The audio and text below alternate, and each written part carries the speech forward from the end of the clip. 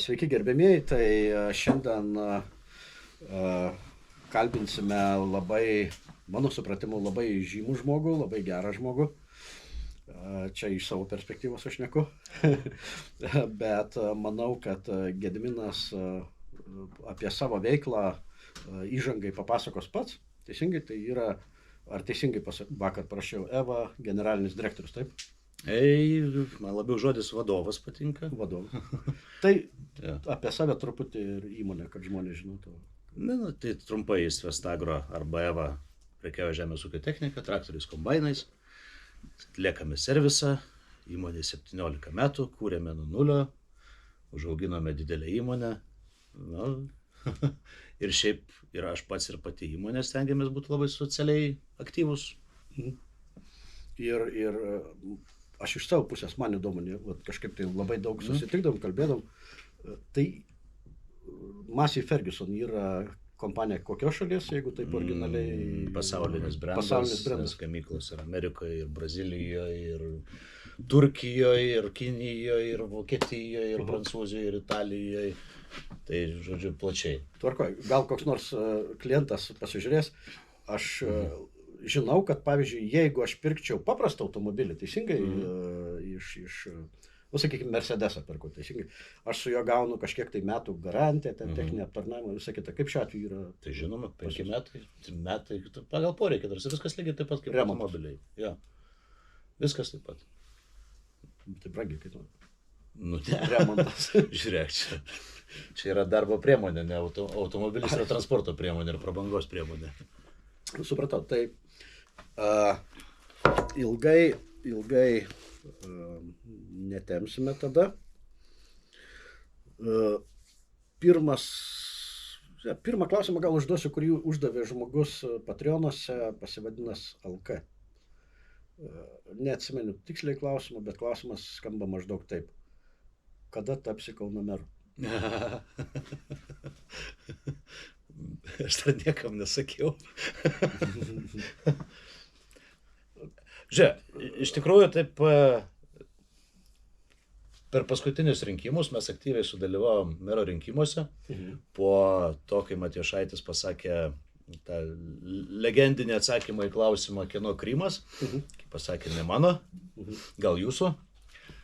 Tai čia buvo vidury savaitės prieš rinkimus. Tikrai užvirė šūdas.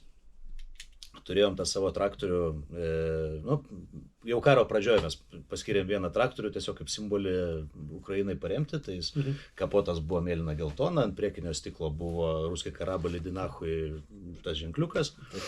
Tai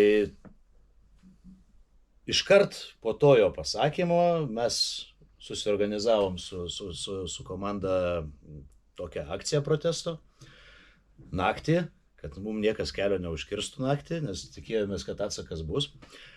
Nuvežėm šitą traktorių ir pastatėm prie savivaldybės, o savivaldybėje tuo metu vyko išankstiniai mero rinkimai. Gražiai priparkavom, kad tas Dinachui būtų tiesiai savivaldybė. Gavom tą gerą vietą kampinę, kur jau prie pat aikštės. Na ir laukiam reakcijos, kas čia bus.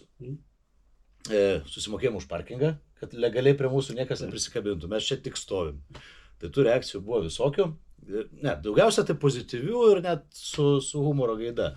Atėjo žmonės ir pasifotkinti, jau nuo 8 ryto jau prašvitus, jau prasidėjo jau kažkokie jau ir tuose medijose jau ten aprašymai kažkokie.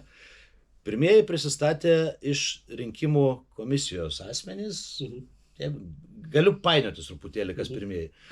Su reikalavimu patraukti šitą traktorių. O kas blogai su tom traktorium? Stovi traktorius. Su Ukrainos vėliava. Tai yra rinkiminė agitacija? Bandė įžvelgti rinkiminę agitaciją, kad čia rinkiminė agitacija. Kokia agitacija yra Ukrainos vėliava, traktorius ir Ruskiai karabalį Dinachui Kauno mero rinkimuose? Jokia.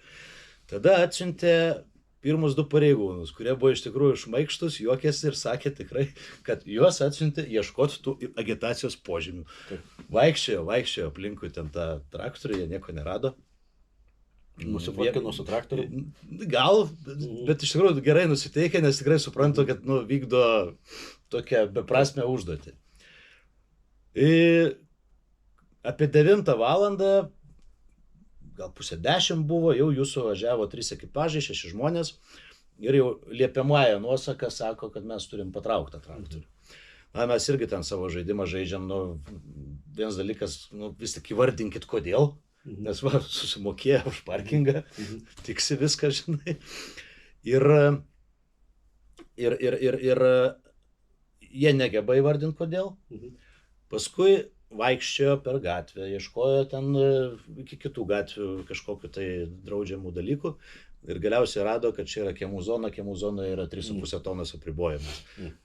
Bravo, Šerlokai, viskas kaltę supratom, yra legali priežastis, dar irgi galvojom, nu, okei, o jūs pabandykit nutempt. Nes buvo toks grasinimas. Maždaug gal pasisveriam, gal trūksta 2 kilogramų. Aišku, paskui su kolektyvu galvojom, ten galima iš tikrųjų daug daugiau išlaužti buvo iš tos situacijos, nesu visai patenkintas finalu, nes jeigu nutempt, tai aš neįsivaizduoju, kaip tas tralas, kuris nutempė traktorių, turėtų įsiparkuotoje vietoje, nu, praktiškai be šansų. Galėjo merzintis daugiau, bet, na, gal ir kolektyvas jau pavargo, jau ir pareigūnai gal nebe tokie patenkinti, nes, nu, iš principo jie supranta, kas čia. Taip. Ir kad, nu, aš nemanau, kad pareigūnų pusėje buvo palaikančių tą ruskį, atsiprašau, kieno Krymas temą, šnekant apie merą. Bet nusprendėm tiesiog ištemti kuo daugiau laiko, neturim nei vienas, kuris ten prie traktoriaus būdi traktoristo teisų, reikia kviesti traktoristą iš ofiso, nu, pareigūnai stovi laukia, ten deadline'as tiksi, tai man atrodo išjudėjom gal 11:30 išvažiavam, bet tikslą pasiekėm, ne visai pasiekėm. Parašė pagrindiniai Lietuvos dienraščiai mūsų, ar ne, visą šitą įvykį aprašė. Buvo daug komentarų, tarp kurių iš karto įsijungė daug heito, daug botų ir taip toliau. Tai normalu. Bet telikai kažkaip šitą įvykį praleido, nors iš tikrųjų aš manau, kad telikam buvo kaip tik labai puikiai proga, nes rinkimų savaitė, nu čia įvykis. Reiškia, nepakankamai sukomunikavo. Vienintelį, man atrodo, Laisvės TV, kur tos dienos žinias turi parodė. Tai va. Ir va tuo metu kažkaip tai man iš tikrųjų kilo mintis, ta prasme, kodėl Kaunas neturi normalaus mero. Ne todėl, kad kauniečiai palaiko Matijošaitį. Kauniečiai čia, nu, aišku, palaiko gatves, ten dar kažką.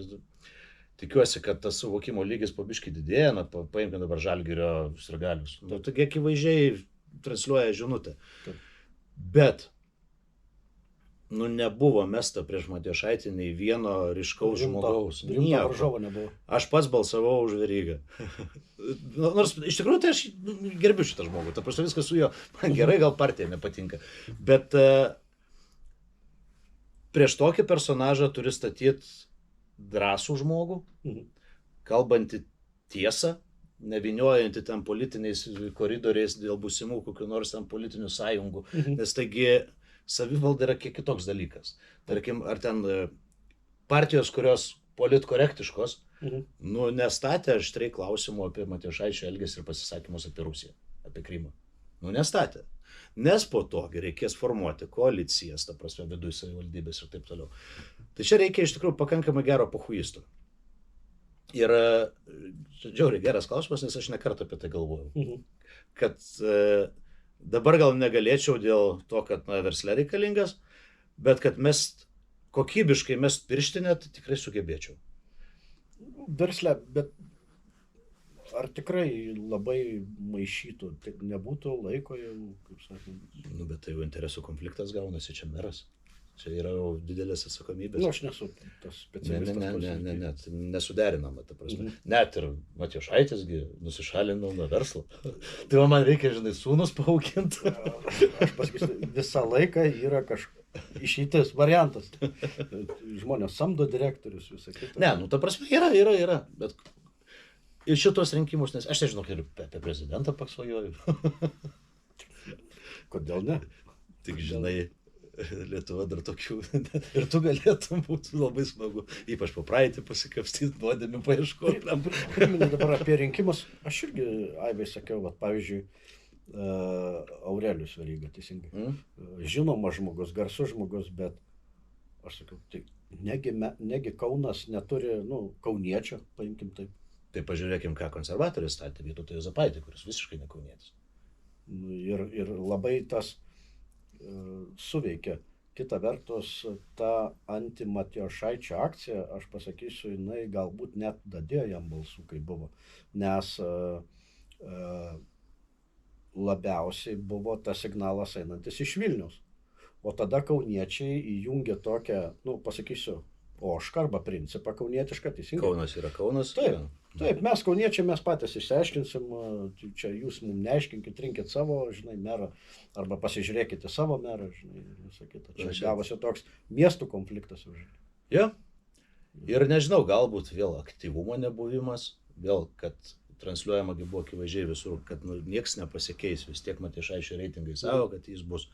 Ir kiek žmonių galbūt netėjo balsuoti vien dėl to, kad, čia beprasmis reikalas. Ir kokio paradokso, kad Kauno miesto meras net negali ateiti į Žalgirio areną, pažiūrėti Žalgirio rungtynę, nes visi švilpė jį pamatė. Tai aš nežinau, yra kažkokie du Kaunai. Negerai. Ok, tai aš supratau iš atsakymo, kad... Gali visai būti gyvenime. Gali būti. Taip. Toks klausimas iš tikrųjų, kuris, žinau, kad, kaip čia pasakyti, bent jau aš laikau tave specialistų tame reikale. Tik tai noriu dar pasitikslinti prieš tai. Dabar jūsų organizacija, teisingai, jūs prekybininkai. Pardavėjai, paslaugos. Bet prie ūkininkų jūsų negalima šliesti. Ar tai ūkininkai, ar jūs save laikot ūkininkais? Tas savokų reikia. Mane labai šita vieta nervuoja, nes jinai yra segreguojanti tokia ir klišės stovi tokios, kad yra ūkininkai žemdirbiai, tada yra verslai, kurie aptarnauja žemės ūkį, tai mes esam technika, kiti yra trąšos, dar kiti grūdų supirkėjai, sandėlių jo statytojai. Ir neva tai gaunas tokios dvi atskiros bendruomenės, ta prasme, nors tam pačiam pasaulyje verda.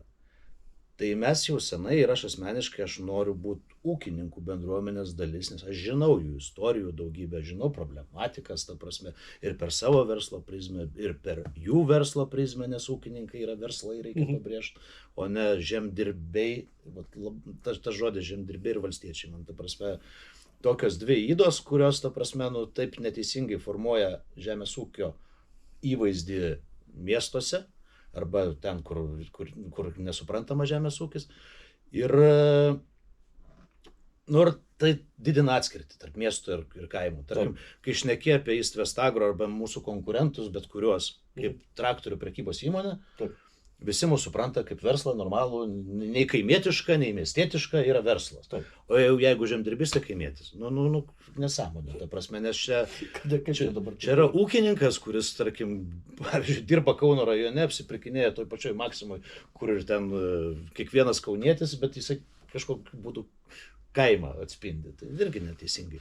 Tai šitoj vietoj visada stengiamės būti bendruomenės dalim ir aš tą bendruomenę visada pabrėžiu, nes tai yra labai didelė bendruomenė, tai yra daug daugiau negu ūkininkai. Tai yra be galo daug žmonių, kurių vadybininkus visų aptarnaujančių įmonių.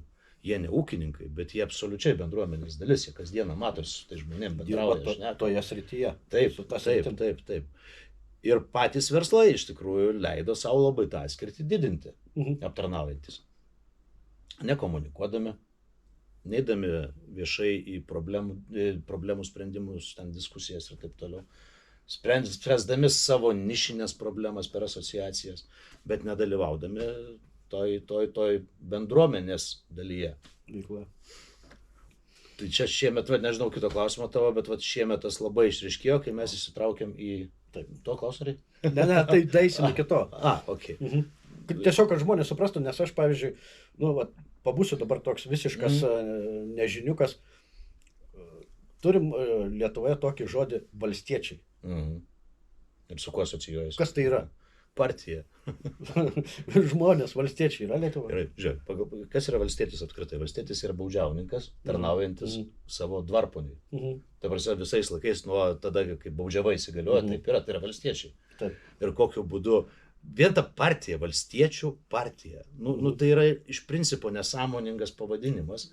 Ir nieks nekvestionuoja net partijos viduje, nes ten daugybė gerų žmonių. Kad čia tokią nesąmonę pasivadinom, ta prasme, mes tarnų partija. Bet kai kurios žmonės tai apgavo Nes ir jie prabalsavo už. Kaip ten tas kreivės? Dar nuo senų laikų, priminsiu, kad Sovietų Sąjungos laikais Lietuvoje buvo valstiečių laikraštis. Tai taip, ir dar gal dabar yra, arba dingo labai nesenai. Manau, kad Žinau, yra. kad buvo Manau, kad yra. kažkas. Yra ūkininko patarėjas. Šiai dienai dar yra valstiečių Yra laikraštis. valstiečių laikraštis, man atrodo, Lietuvos ryto grupai priklauso. Tai reiškia, jeigu aš jį perku, tai turėčiau būti baudžiauninkas. Nu, ta prasme taip, nu, va, tarnų aktualijos, žinai, ką ponas liepia, kam. Ką ponas mąsto. Jo. Tai va, gerai. Gal galim pas kitą poną persikraustyti, ten sako, lengviau bulves kas, blem. Tai va, ir iš tikrųjų Lietuvoje neseniai buvo, kai ūkininkai ir jūs važiavote su technika į Vilnių, tai buvo labai civilizuotas, organizuotas ir kultūringas streikas, taip? Streikas. Ar Protestas. Streikas reiškia, Supratau. kad mes nedirbom. Supratau. Čia nieks to Nes nesakė. terminai labai svarbus. Ne, protestas. Jo.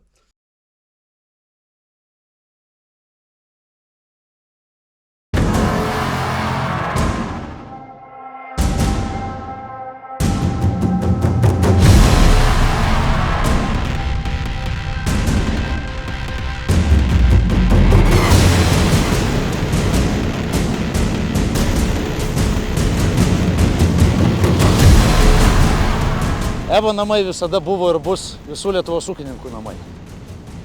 Nesvarbu, kokios spalvos traktorių jie vairuoja, jie yra mūsų draugai, mes esam bendruomenė, jaukiai verdam sriubą, geriam arbatą, karštą vyną ir ruošiamės taikiam protestui.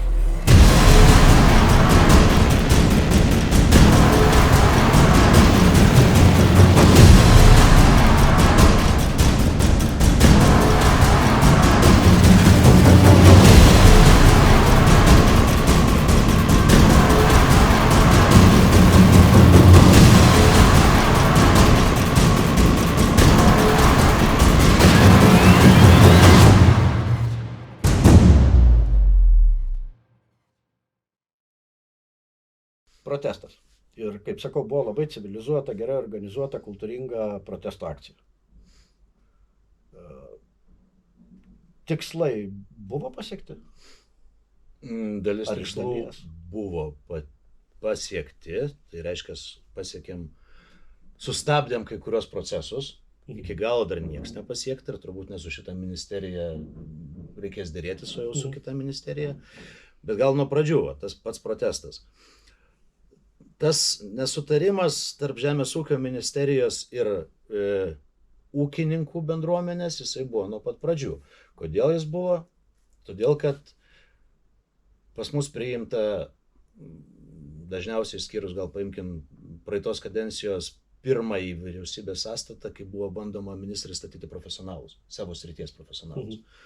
Bet dažniausiai tai yra politiniai postai. Vėlgi, ministerija suformuota politiniu pagrindu, neturint specialistų, kas supranta žemės ūkį. Žemės ūkis yra per daug sudėtingas dalykas, ta prasme, kad iš gatvės atėjęs, kažkur girdėjęs kažką, galėčiau, ta prasme, priiminėti sprendimus. Tai sprendimai nukeliavo buldozeriu ir dar, ta prasme, šiaip vis tiek stebėjau visą laiką tą procesą.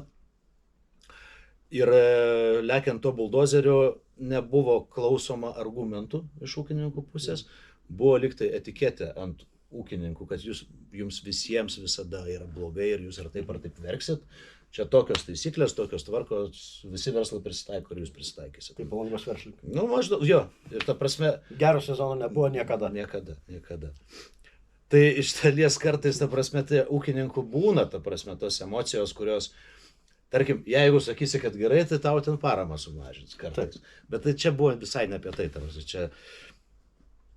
Ir tas sprogimas, aš net gal nenoriu ten lysti tos 6 punktus, ko jie reikalavo. 5 buvo labai stiprus, 6 ten, tarkim, sutvarkyti pieno sektoriaus krizę. Čia kas čia? Ta prasme... Apie pieną, bet jeigu konkrečiai tai neaišku. Ta prasme, reikalavimas turi turėti struktūrą kažkokią. Bet ką šita ministerija padarė gero, nežinodama patys? Tam procese, kai tas dialogas sunkiai vystėsi ir vyko, susiformavo ūkininkų bendruomenės branduolys. ten tarkim Žemės ūkio tarybos pagrindu ir ne tik, bet tas branduolys jau keli metai jis formavosi, diskutavo, susitikinėjo su ministrais, bandė, tarkim, komunikuoti, kalbėti kažką. Juos pradėjo kviesti laidas ten televizijos, jie jau pradėjo nešti žinią. Taip. Ir jeigu nebūtų va taip, tokio, tarkim, to buldozerio principo, neužbaigtų ir neprofesionalių įstatymų, gali būti, kad ta bendruomenė dar ilgai būtų nesiformavus.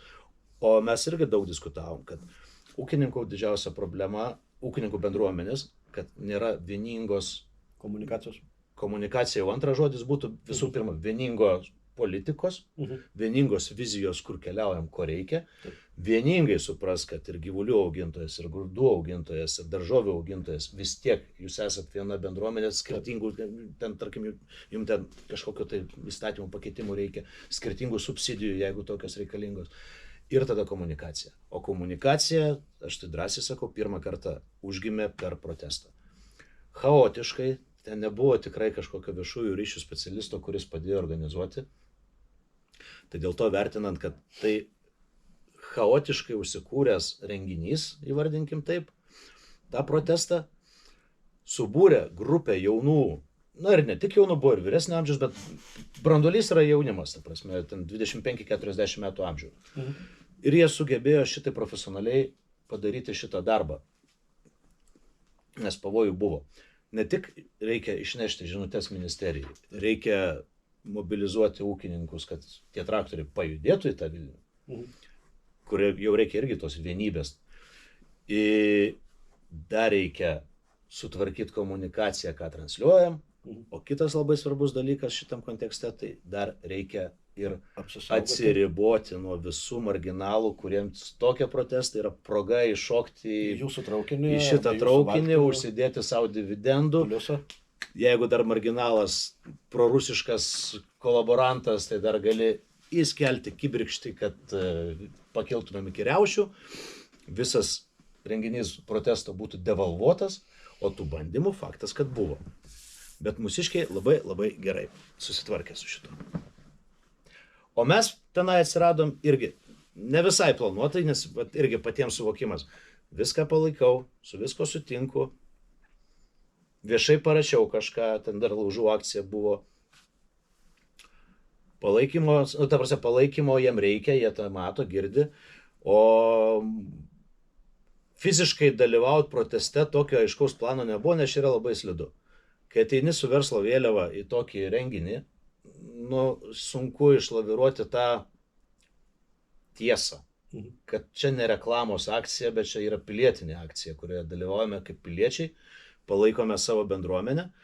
Ir dėl to sunkiai įsivaizdavau, kad mes fiziškai atsirasim Vilniuje.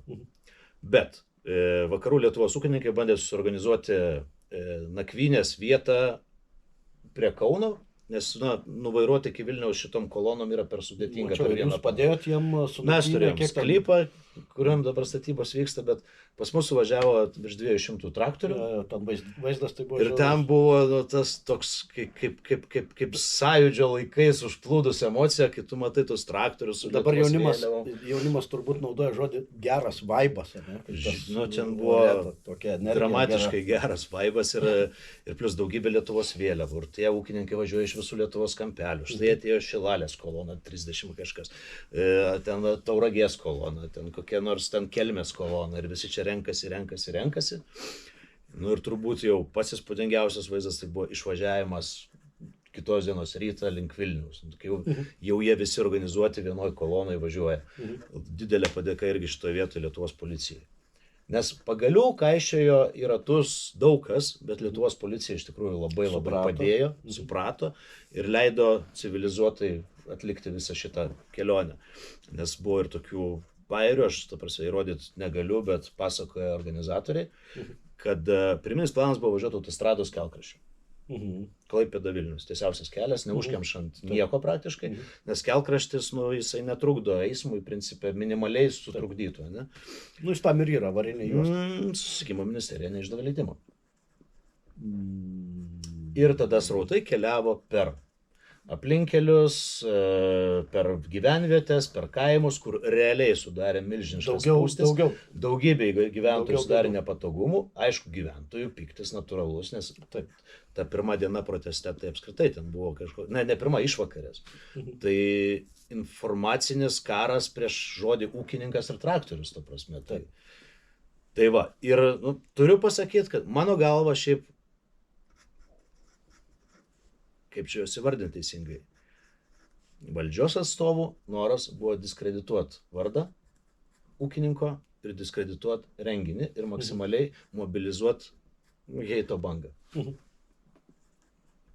Ai, tai nebaigiau, kaip mes įsitraukėm. Na ir jau tada, kai pajutai tą, sakau, tą vasario 16 dvasią, aišku, tai visiškai nesusiję, bet aš neku apie emociją, žinai. Taip. Ta vienybė, ta pompastika, visą tų traktorių dideli dalykai. Ir jų daug, su švyturėliais, su sienom. Ir nuo čia gerai mūsų personalo vadovė yra pasakiusi, aš pats to nesupratau tuo metu, kas yra vertybės. Mes turim savo vertybės, mes savo jas įsivardėję, kad tai yra 4 bazinės.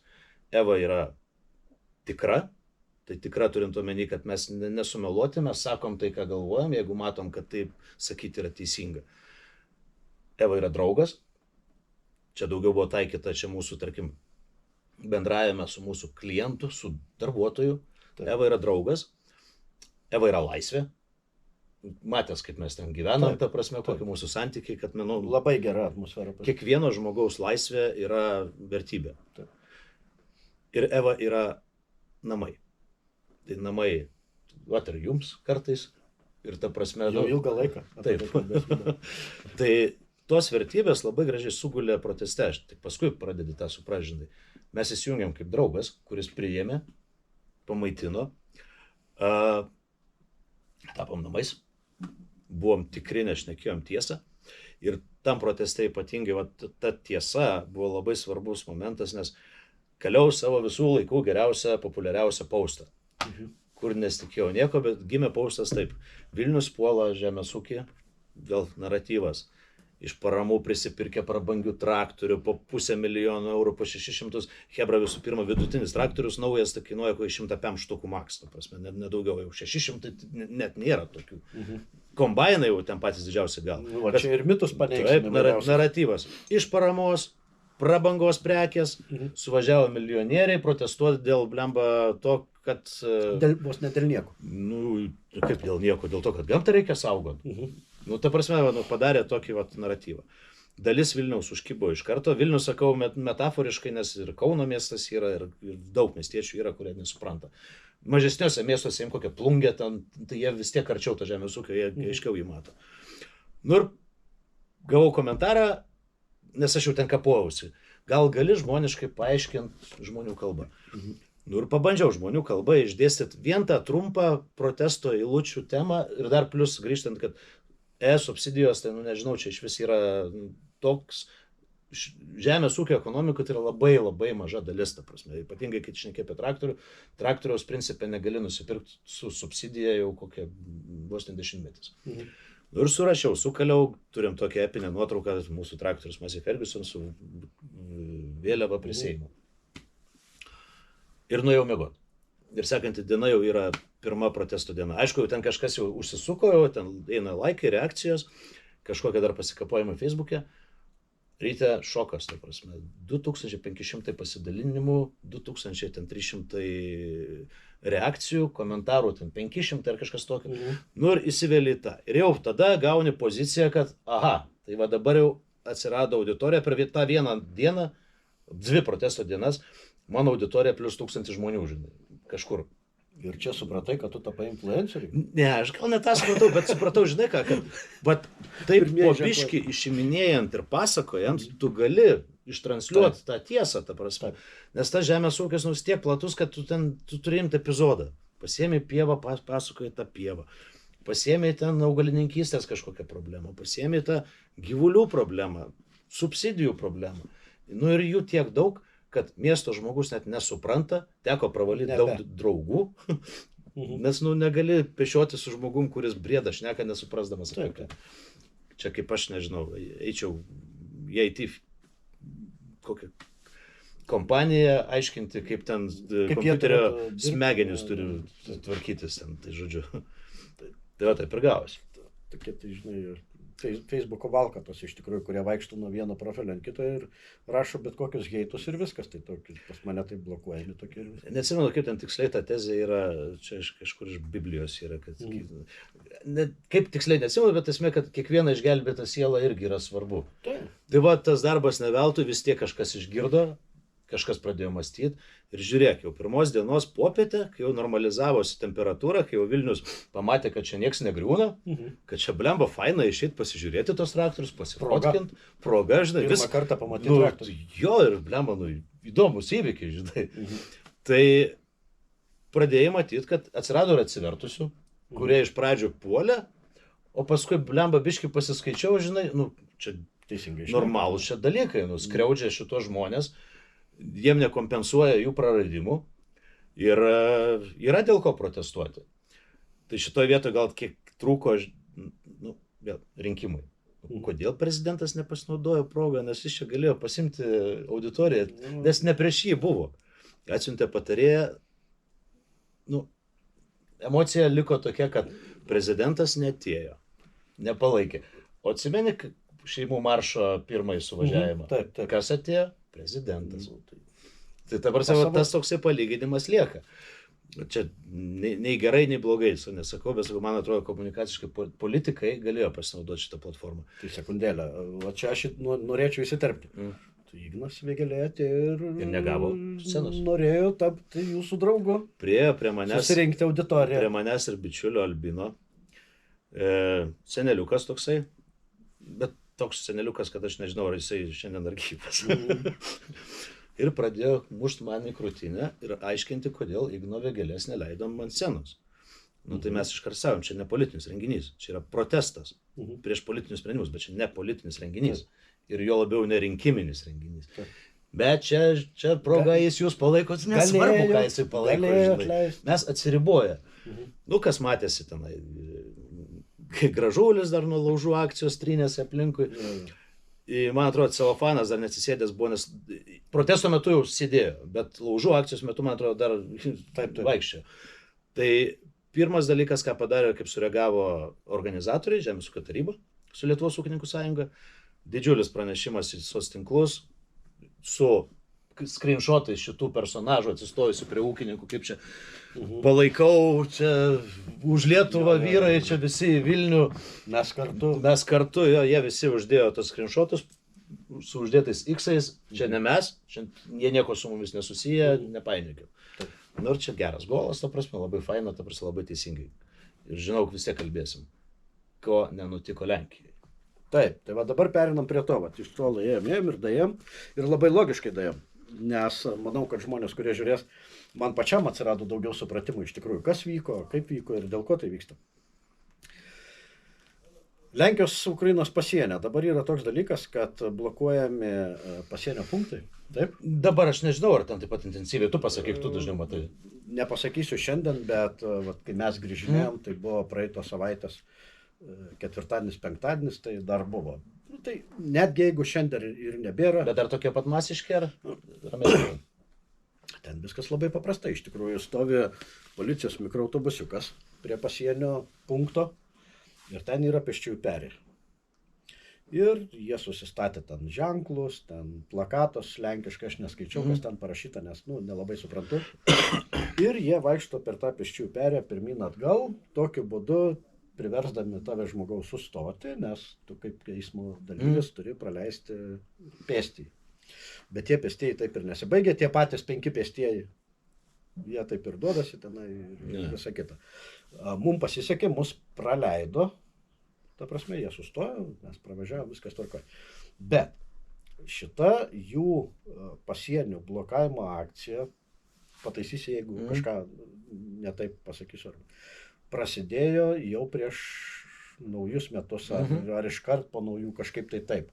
Grubiai tariant, tęsiasi jau ne mažiau kaip 3 mėnesius. Oi, žinau, jau pusę metų bus. Ir aš apie tai galvoju dabar taip. Jeigu, sakykime, aš esu jūsų protestas truko kiek? 3 dienas? 3 dienas. 4, Ne, kažkas palauk, tai sorry. ten. 2 dienas, 3 išvažiavo visi. Jo. Taip. Jūs, kaip sakant, ištransliavot savo žinutę, visą kitą ir paskui viskas vyko. Tenai vyksta 3 mėnesius. Aš dabar galvoju taip, jeigu aš būčiau, sakykime, to protesto dalyvis, teisingai. 3 mėnesius pamainom ar kaip ten, sakykime, nuo tada iki tada arba perstojo, aš ten gyvenu arba iš namų atvažiuoju dalyvauti ir neužsiemu jokią kitokią veiklą. Tai iš ko aš gyvenu? Reiškia, aš prielaidą tokią darau. Kažkas už tai moka, už to pasienio blokavimą. Jeigu gerai pamenu, toliau irgi pataisysi, tai viskas prasidėjo dėl ūkio ir grūdų, kurie iš Ukrainos yra įvežami į Lenkiją ir taip numušinėja Lenkijos ūkininkų arba, sakykime, kainas. Produkcijos kainas. Pradžia buvo tokia. Taip. Protestai vyksta visoje Europoje ir čia nėra apie Lietuvą, čia yra apie ES žaliąjį kursą. Ir tie protestai iš principo, tai kas vienyje visą Europą, tai žaliojo kurso įgyvendinimas, kuris jau yra nebeįmanomas ekonomiškai įgyvendinti, nes reikalavimai yra tokie, kad tu nebegali tęsti veiklos. Aš tai net nesuprantu, kas tai yra. Jau iš pradžių galvojau suprantu. Ten labai daug dalykų, ta prasme, kad mes apskritai nebekonkurencingi pasaulyje, nes europietiškas grūdas ar pomidoras yra tiesiog jo savikaina per didelė, nes mes tiek darom dėl to žalio kurso, net mūsų traktoriai, pavyzdžiui. Mūsų traktorius yra 40% brangesnis, toks pat lygiai už traktorių tokį patį Amerikoje. Nes dėl visų tų reikalų. Aplinkosauginiai reikalavimai, varikliams, emisijoms ir taip toliau. Tai čia kaip pavyzdys. Tai kadangi jau technika, tai irgi yra tavo tos grūdo savikainos dedamoji. Tada tie trąšų, ten tręšimo apribojimai, ten daug visko yra, dabar dar atsirado ten tie intencijos, kad tas pievas atkurti, jas prižiūrėti savom lėšom ir tai nėra kompensuojama. Tai protestas yra apie tai. Visi protestavo prieš žaliojo kurso tą vėl buldozerį, nesidairant ir nesigilinant, ką tai daro ekonomikai, ta prasme, ir kaip greuna patį žemės ūkį kaip sektorių. Lietuviai lyg apie tai ir protestavo. Lenkai nebuvo vieninteliai, buvo, man atrodo, prancūzai stipriai protestavo su šiokia tokia ukrainietiškos produkcijos ten gaida. O Lenkai pasigavo tą naratyvą, žiauru buvo žiūrėti, kaip ten išpilinėjami grūdai ant sienos, kaip visų pirma klausimas, kaip tokia savivalė galima, fiziniai asmenys, ūkininkai stabdo transporto priemonės ir jas greuna, žaloja. Ir šalia stovi policija. Šalia stovi policija ir nieko nedaro. Jo, ir nieko tas nedaro. Pas dar klausimas, galim grįžti, tas trumpas epizodas, kaip Lietuvos pasienį blokavo. Ten jau mane sutrigerino irgi žiauriai. O Lietuva čia prie ko? Nes kažkoks naratyvas, neva tai į Lietuvą atvažiuoja tie ukrainietiški grūdai ir grįžta į Lenkiją ir dempinguoja lenkiškas pašarų kainas. Ekonomiškai nesigauna, ta prasme, įsivaizduok, viskas vyksta žemės transportu. Fūra važiuoja, kerta visą Lenkiją, atvažiuoja iki Lietuvos, čia kažką sumaišo, Made in Lithuania padaro ir važiuoja atgal į Lenkiją. Ta prasme, čia nesąmonė. Ir Lenkijos ūkininkai blokpostuose tikrina savo pasirinktų fūrų transporto priemonių dokumentus. Ne policija, fiziniai asmenys tikrina dokumentus. Kas čia, ta prasme, kaip tai gali būti? Bet policija nieko nedraudžia. Taip, ten visiška savivalė, mano supratimu, nes tai yra įstatymų, yra tvarka. Stovi policija, nieko nedaro, prieina žmonės, ten atidarinėja tiesiog priekabas, grūdai byra ant žemės ir ką? Būtent ir ką? Tu paskui juos sukasi tos grūdus? Tada prisimink, buvo epizodas prieš naujus dar įvykęs, man atrodo. Kai Lenkai jau, tarkim, blokavo, paskui jau buvo masinis ten blokas, jau daug traktorių suvažiavo į pasienį, jau ten blemba dabar nepraleisim nieko. Ir atvaro vienas ūkininkas su žandyru, ant kurio prieka didžiulis plakatas. Lenkiškai tiksliai nesimenu, galėčiau lenkiškai pasakyti, bet nesimenu formuluočių. Bet esmė tokia. Putinai greičiau susitvarkyk su Ukraina ir išgelbėk mūsų žemės ūkį. Ir Aišku, čia jį ten išlindo- greitai griebė, jį jau supakavo, jis ten, nuo jo ten visi atsiribojimai prasidėjo taip toliau. Bet Hebra čia jau parodė, Išsidavė. kas čia už jūsų slepiasi, jumis manipuliuoja. Tavarsi nebūtinai, ten žinai, kas yra. Jie pasimovė. Taip. Jiem paleido tą legendą kažkokią ir jie taip nubėgo su tais ukrainiečiais grūdais, kad jie nebeuždavinėja klausimus. Tuo pat metu, man atrodo, rinkimai vyksta. Tenai vėl ta tokia nekvestionavimo banga, dar politika įberė tenai ugnies į tą žibalą. Ir tuo pat metu, šiaip yra tie skaičiai, bet kad principe Ukrainos grūdų tranzitas tai buvo toks menkavertis dalykas, nes neužmirškim, kad Odesa atidaryta ir plus dar veikia Rumunijos uostai, Taip. per kuriuos vyksta ukrainiečių grūdų tranzitas normaliai. Taip, mes patys važiavam ten, vadinami fūrų traukiniai varo vieną paskui kitą į uostą. Turim jūrų koridorių, ta prasme, viskas ok. Nu čia gal galim kalbėti apie ten kokius tos menamus 5% nuo to derliaus. Ir jisai kur keliauja? Jisai keliauja į uostus tolimesniam tikslui, nes šita prekė, ukrainietiškas grūdas, kaip ir beje rusiškas, jie neturi europinių sertifikatų, ta prasme, jie keliauja į tas trečio pasaulio šalis tiesioginiais kontraktais. Grubiai Afrika, Argentina. Taip, teoriškai yra galimybė, kad kažkokie tie vičiūniški verslai Lenkijoje pagauna dalį tos produkcijos, žinai, ir kažkur persiunčia. Bet tai nėra jokia problema. Tuo pat metu nuvažiuokit kas nors prie Bialystoko sienos. Ja. Lenkijos, Baltarusijos. Nėra jokių užkardų, niekas neprotestuoja. Grūdai, daržovės važiuoja absoliučiai laisvai į Lenkiją ir, sakau, ne per Lenkiją. Nes rusiškas tranzitas, kažin ar keliauja tenai į Gdanską. Čia galbūt dalis nukeliauja, nes, tarkim, Klaipėdos uostas irgi suvalgė rusiškus Kaliningrado grūdus. Tiesiog per mus išvežė. Vėlgi kažkokie ten tie karabiški ten tie versliukai, galbūt kažkokią nedidelę sumą sužaidė. Bet esmė tokia, kad iš Rusijos ir Baltarusijos per Lenkiją vagonai teka grūdų ir kitų dalykų, pavyzdžiui, daržovės.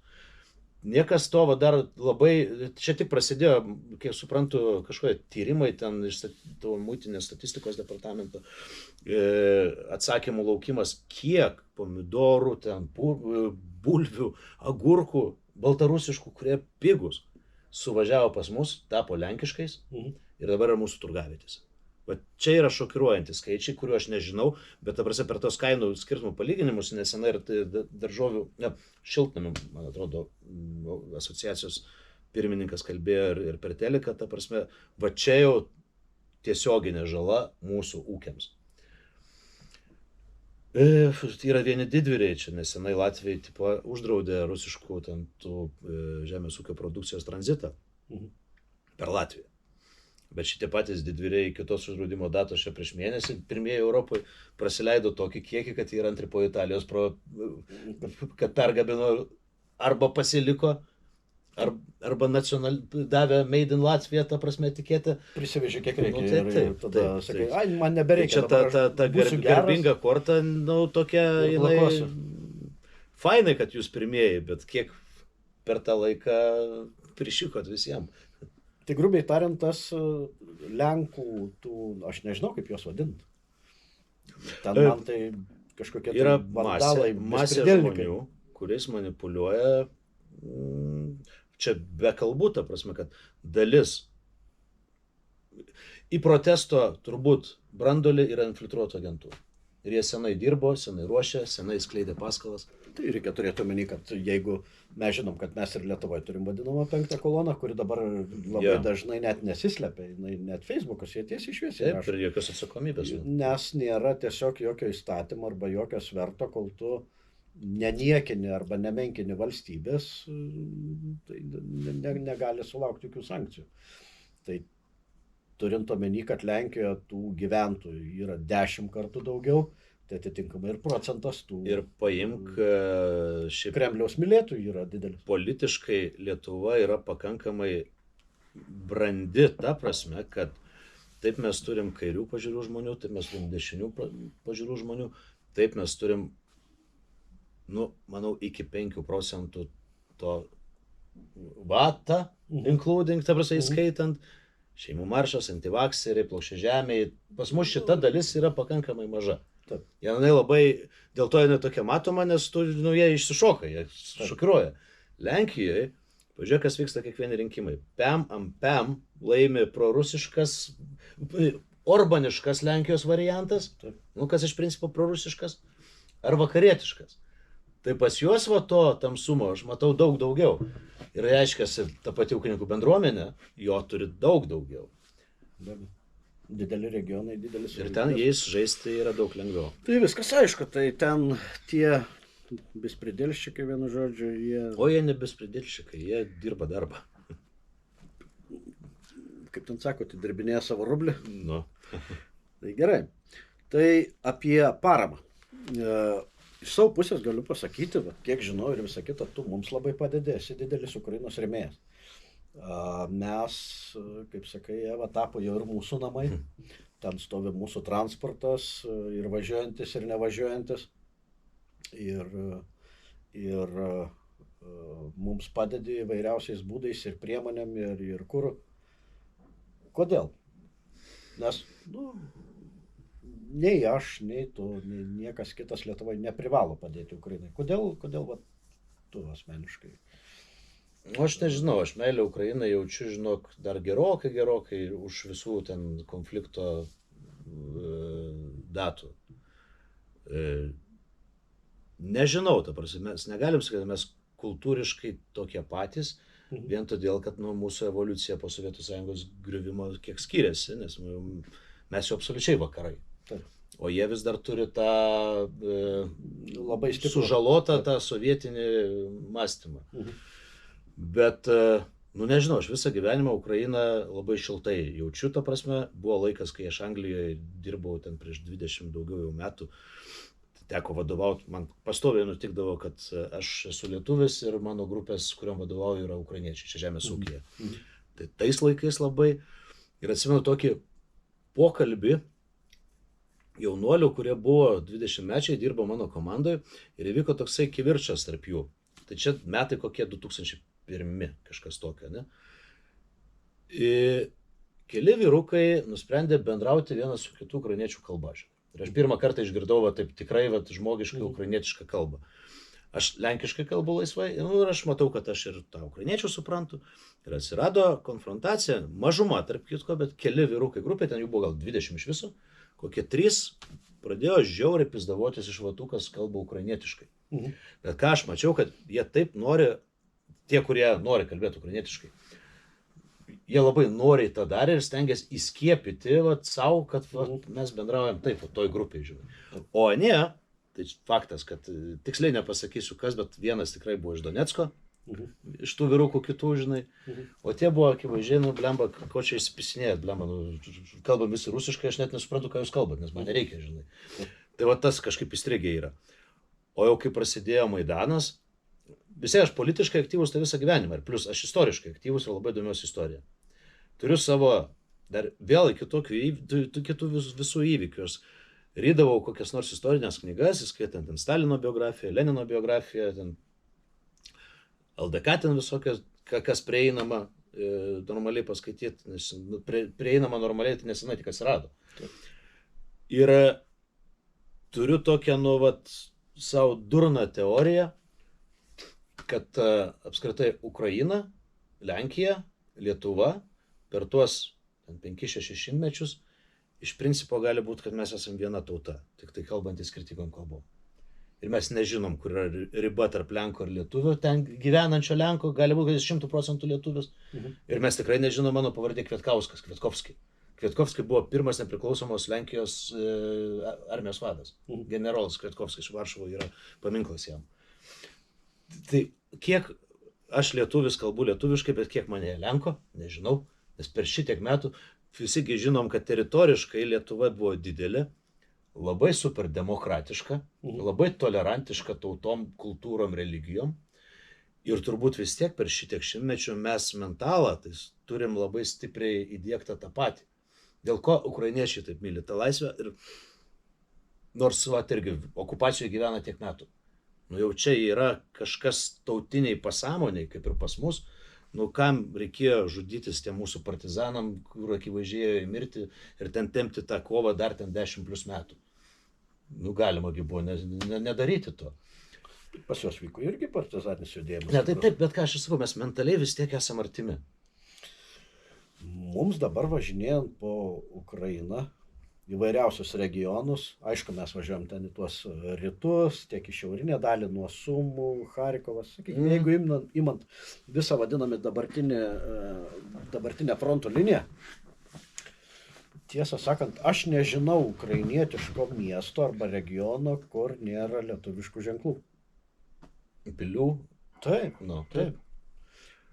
Vienas iš jų mums neteko kažkaip būti, aš dabar neatsimenu kodėl, bet turėjom planą nuvažiuoti, pasižiūrėti, ar tai Vytauto pilį, Chersone. Sakau, dabar reikėtų vardinti ir mano žiniomis netgi yra Ukrainoje maršrutas turistinis, vadinamas kažkaip taip, gal suklysiu, bet manau žmonės, kas norės ras, LDK kelias, Tikrai arba ar ten, ar, nežinau, ar kažkurio tai kunigaikščio vardu. Tai istoriniai saitai yra labai stiprus pas mus, nu, labai dideli su ukrainiečiais.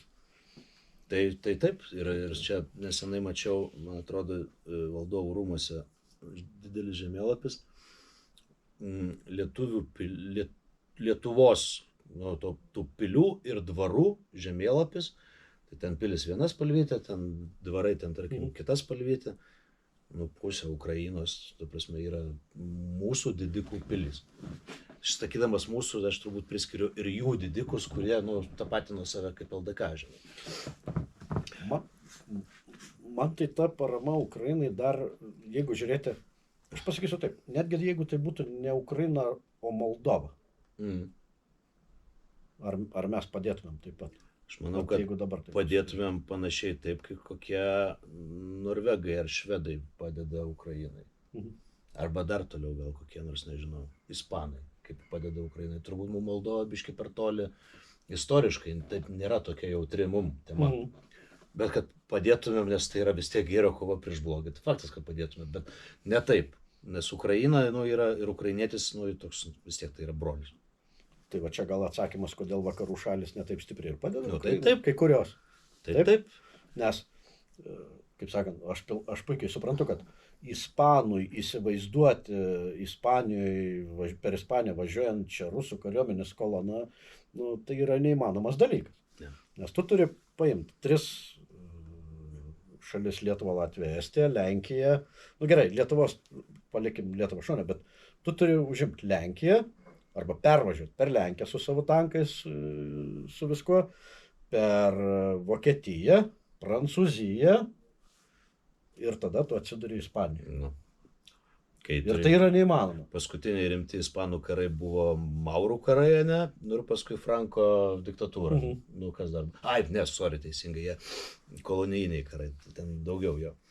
Bet vėl iš to kampo kalbant istorinio, nes vis tiek mes kalbam, ta prasme, mūsų santykis su Maskva, tai jis yra 600 metų senumo konfliktas, kur tai mes laimėdavom, tai prasileidom labai stipriai, prasileidom žiauriai. Tai, kas vyksta dabar Ukrainoje, užtenka kelias knygas tas populiariasias paimti, nežiūrint į ten gilesnės kažkokias. Paimkim Poltavą, paskaitykim Petrausko, Sabaliauskaitės paskaitykim Jekateriną, caro imperatorienė.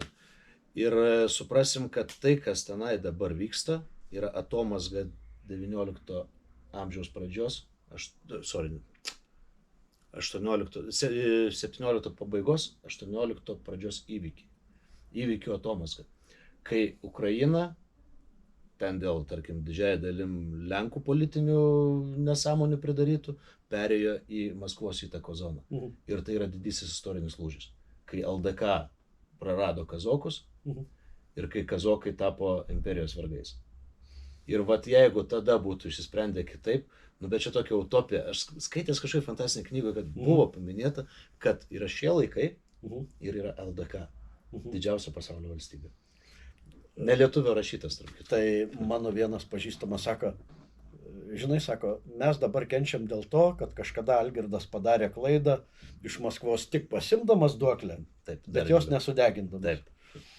Nu, vat, kažkaip tai taip. Nu, ką padarysi, čia dabar yra kaip yra. Jo. Tai va apie tą paramą.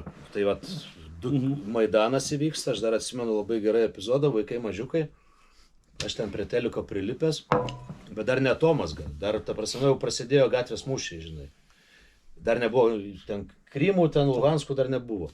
Ir mano žmona baisiai persigandus pradėjo šarot, kad bus karas, ką daryti reikia. Nu, blemba, aš nesuvokiu, koks tau karas. Šitą prasme revoliucija, taip? Bet karo tai nebus, baigtų, žinai. Nu, tada jau nutinka, kada vakarą metinės minėjom žalių žmogeliukų ar užvakar, kada čia, žinai. Nu, šviežiai. Šitie įvykiai, irgi aš atsimenu, aš žiūrėjau su, pakraupęs, ta prasme, nes akivaizdžiai supranti, kas vyksta, visiškai supranti, žinai. Tada tie šokas tas, kai vakarai nesugeba reaguoti niekaip, ten Merkel, togi prancūzų, ten kas jis toks tuo metu buvo. Ne Makronas buvo. Ne, Makronas buvo. Visiškai bedantis toks blambas turuliukas. Nu, žodžiu, Obama, ta prasme, Minsko susitarimai ir tas protas nesuvokia, kad taip gali būti šiais laikais. Tada, nuo tada aš sėdžiu YouTube, žinok, ir aš prilipęs prie YouTube, aš mažai iš tikrųjų lietuviškų ekspertų klausau ten per laidas ir aš kartais net pamiršęs buvau, kiek aš laiko prasidėjęs YouTube, visi ten gyviai Motorolas, ta prasme, kiek ten prisižiūrės tų baisumų. Daug žmonių užmiršo juos. Būtent, ir net aš žinau, užmiršau. Aš visą tą peržiūrėjęs žinau, nes aš sekiau visą laiką. Kažkurio momentu prisimiršo, nes ten turbūt dabargi nebuvo eskalacijos didelės, įvykiai aprime. Tada ten dar kokia ten Pancerovo tą knygą, atsimenu, skaičiau apie tą oro uostą Donecko. Nu ir dabar jau artėjant prie šitų įvykių visų, aš sakyčiau, kad aš netikėjau, kad karas bus visiškai. Epizodinių kažkokių paramų vyko iš mūsų ir nuo 14 metų, ta prasme, nutikdavo kažkur, bet ne kažkur tikslingai, bet kažkas paprašė, kažką padėjai. Ir, kokios, nežinau, 3 dienos prieš tą karą, kurio aš netikiu, kad bus, parašiau Opmanus, tipo, kur ten galiu pervesti kažkaip pinigų kaip įmonė. Tai pirma parama buvo Blue Yellow ir toliau, jeigu pameni, kas... Toliau 4. Tai čia kelinti metai buvo? Tai čia karo metai, 22 vasaris. Ir, ketvirtadienis tas rytas atsimenu labai gerai.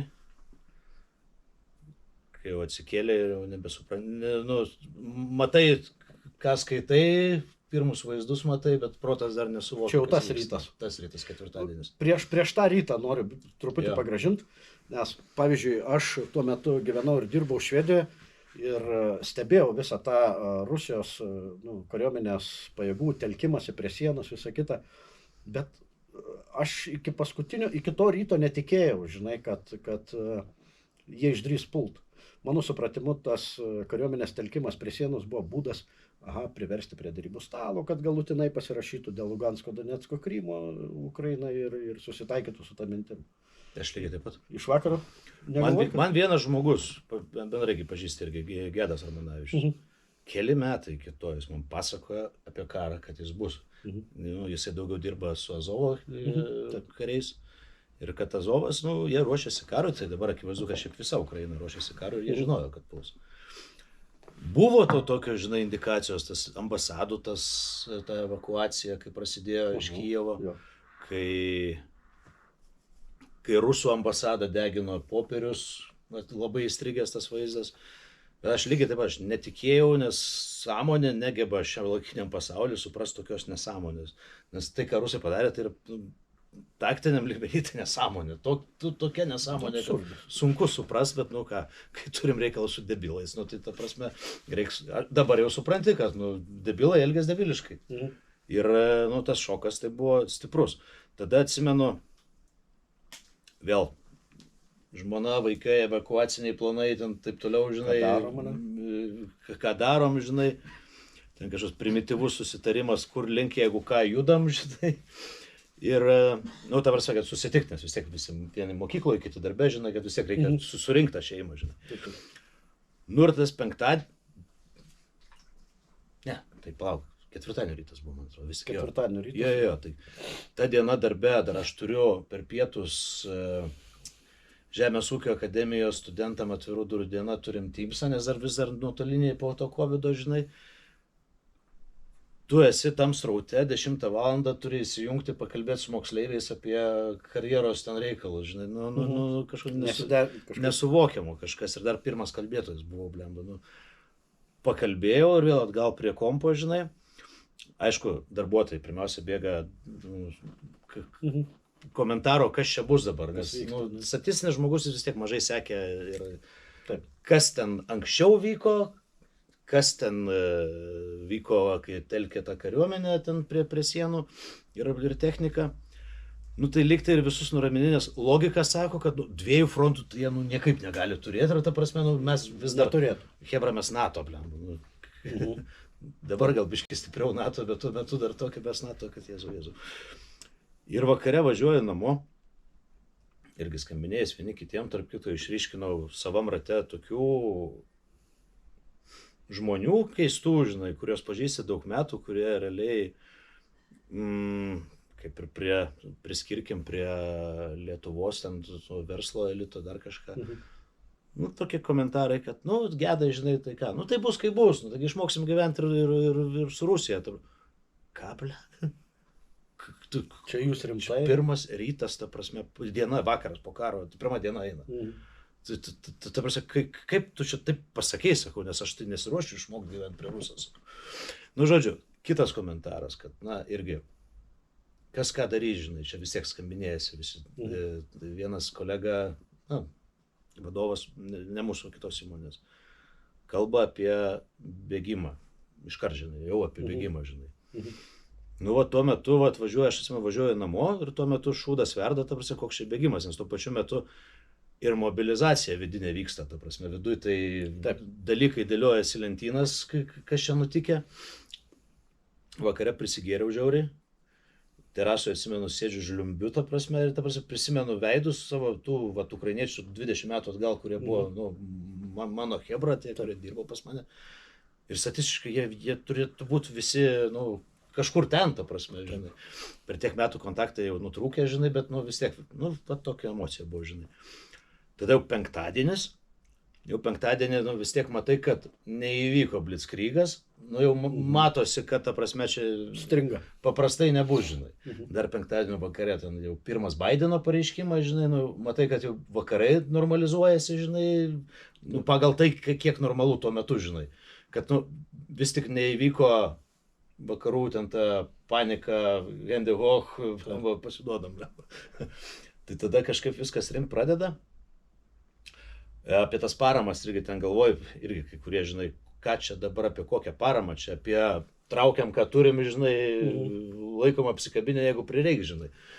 Tai, aišku, ten tuo pat metu ten suintensyvini, ką tuo metu lietuvis statistinė žino, tai ir žino Blue Yellow.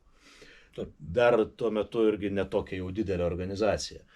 Ten irgi gal pirmos savaitės bėgyje LDG palikuonis jau pirmą konvojų organizuoja, ta prasme, tai reikia kūro, reikia tepalų, ta prasme, tai ką turim duodam. Turim dar tas fotkės irgi, ten chaotiškai ten visi važiuoja. Ten atsiranda tos visos didžiosios, ten tos, tarkim, tos iniciatyvos, ten tie generatoriai tie patys legendiniai, kurių pilna degalinėse dabar. Ir prasideda filtravimas, galvoji, žinai, kad, suvoki, aš versle daug metų, ta prasme, tai versle ką tu veiki, principe, strateginis lygmuo, tu mastai, žinai, dėlioji paveikslėlius, puzlus, ta prasme, ir renkies geriausius scenarius, efektyviausius. Ir aš jau pradedu supras, kad čia dabar kas vyksta, tai čia tu ką bemesi, tai yra didžiulis kibiras chaotiškas. Ir ta parama pinigais, klausimas, ką jinai ten labai baisiai... Faktas, kad jinai gerai, kad yra, kad vyksta viskas organizuotai. Bet, aš jau tuo metu suprantu, kad čia per didelis srautas ir per chaotiškas srautas pinigų, nieks ten jų nesuvaldys normaliai, kažkas kažką pasieks, bet efektyvumas jau nebus toksai. Plius, tos organizacijos irgi naujai, šneku apie tas, Lietuvos influencerių organizacijas. Nu, tai čia galim paminėti ir Jakilaitis, daug ten įsijungė. Ir kažkurio momentu, nežinau, man buvo ir neskanių epizodų, kai man atrodo, kad jau biški perinama į asmens PR.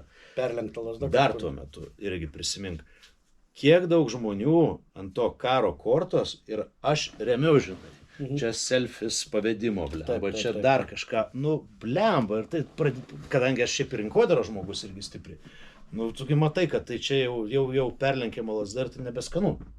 Ta prasme, jau man neskanu, taip, ta prasme, kita vertus irgi skatinti reikia, reikia ir kalbėti, ta prasme, reikia normalizuoti žmonių psichinę būklę, nes tie, kas panikuoja, kažkas turi raminti, ta prasme. Tai aš ten tuo metu kaliau po 2 paustus, 2, 3, 4 į dieną, ta prasme, ten su sparnuotais husarais, su visko, žinai, su istorija. Čia priminsiu Arestovičių.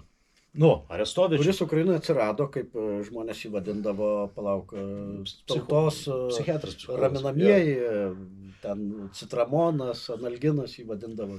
Tai karo pirmos dienos, kai šnekė apie komunikaciją, tai ko nepaleido iš akių Feiginas Arestovičius, tasgi Gordonas jo, tada Amerikoje gyveno tas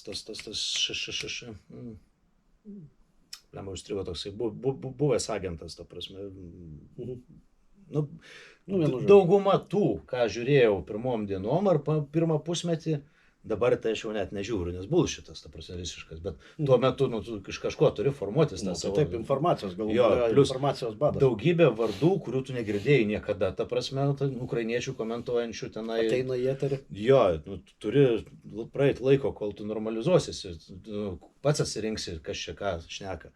Nes pradžioje Arestovičius ir man tikrai raminamieji buvo, ta prasme, tikrai. Ta funkcija atliko ir ką be kalbėtų dabar apie jį, jo tikslus ir toliau. Jis atliko tikrai labai svarbu vaidmenį karo pradžioje, labai svarbu. Ypatingai pradžioje jis buvo reikalingas. Ir nurašyti, ta prasme, ten dėl kažkokių politinių ambicijų dabar jokio žmogaus man nelabai norisi, žinai, nes, suvaidino, tikrai vaidmenį suvaidino. Ir tų tokių mikro kažkokių ten tų iniciatyvų, paramų jau, atsiranda, ten kažkas kažko paprašo. Paskui buvo didelis įvykis mums visiems, žinai, kovo vidurys, realiai dar nepilnas mėnuo po karo. Tas pabėgėlių srautas didžiulis Lenkijoje ir taip toliau, žinai. Su kolegom, NT kompanija 011 Kaune. Pabėgėlių vežimas ir priėmimas. Mes organizavomės tokią misiją. Visais automobiliais įmonės važiavom į Varšuvą, į tą pabėgėlių centrą, su tikslu kuo daugiau pargabenti į Lietuvą, norinčių Lietuvą šeimų. Tai, ten buvo nuotykis ir tuo pačiu, tai buvo ir nuotykis, žinai, susirinkom ten 5 valandą ryto, Timėjaus degalinėje Kaune. Jau nebeatsimenu, mūsų 28 gal automobiliai, dar kolegų, tas kitos įmonės automobilių krūva, kiek autobusiukų išnuomotų, visi susikalėm po ukrainietiškas vėliavėlę. Ir pjovėm iki Varšuvos koloną, žinai. Vėl ta vieningumo dvasia, žinai, aišku, dar nuotykis, gerai, vis tiek visi pasirengę buvom, tai dienai, žinai, kad bus ilga, tai dar Lietuvos Lenkijos sienos reidas visiems pūst, prasipūtėm visi, aišku, visi blaivus, viskas painai. Ir važiuoja, ta prasme, ir, pavyzdžiui, įmonės mašinos vis vienodos, baltos, žinai. Jau pasigauni kokį momentą, kad galėtum lenkti ir filmuoji visų, žinai, tas kolonas, žinai, ten 30 kažkiek automobilių, tuo pat metu irgi važiuojam, jau prasidėjo ten džipų, važiuoja ten kolonos, ta prasme, tų tralų sukrauti. Buvo didelis sujudimas, ne? Jo, atvarom. Aš tai pasakysiu, atsiprašau, kad pertraukiu. Man visa tai, ką tu pasakai, yra nežinoma, nei kas vyko Lietuvoje, nei ką, nes aš tuo metu, kelintą dieną, aš nuo kovo 3 dienos jau skaičiausi Ukrainos kariuomenės karys ir gyvenau Kijeve, kur yra Maidano aikštė viešbutis Ukraina. Ten buvo užsieniečių legiono štabas ir jau tada prasidėjo vadinami valymai, taip ukrainiečiai vadino teritorijų, reiškia, patikrinimą ir patikrinimą nuo rusų ir arba kariškai tai būtų artėjimas į kontaktą, kad tu eini ir nežinai, ten teks susišaudyti, ne? Ir ten mūsų buvo toks vadas majoras Lisas, žinai, jisai, Sigi, tu priimk naujokus, aš varau į valymus. Sakau, Liucija, kada aš varysiu, žinai, vieną dieną jis varo, žinai, antrą dieną jis varo, manęs neima, žinai.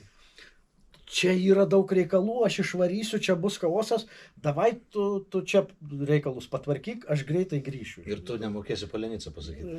Jo, tai man toks apidnekas būdavo, žinai, tai kas vyko Lietuvoje, aš visiškai nežinau, nes man tekdavo priminėti, žinai, ten atvažiuoti.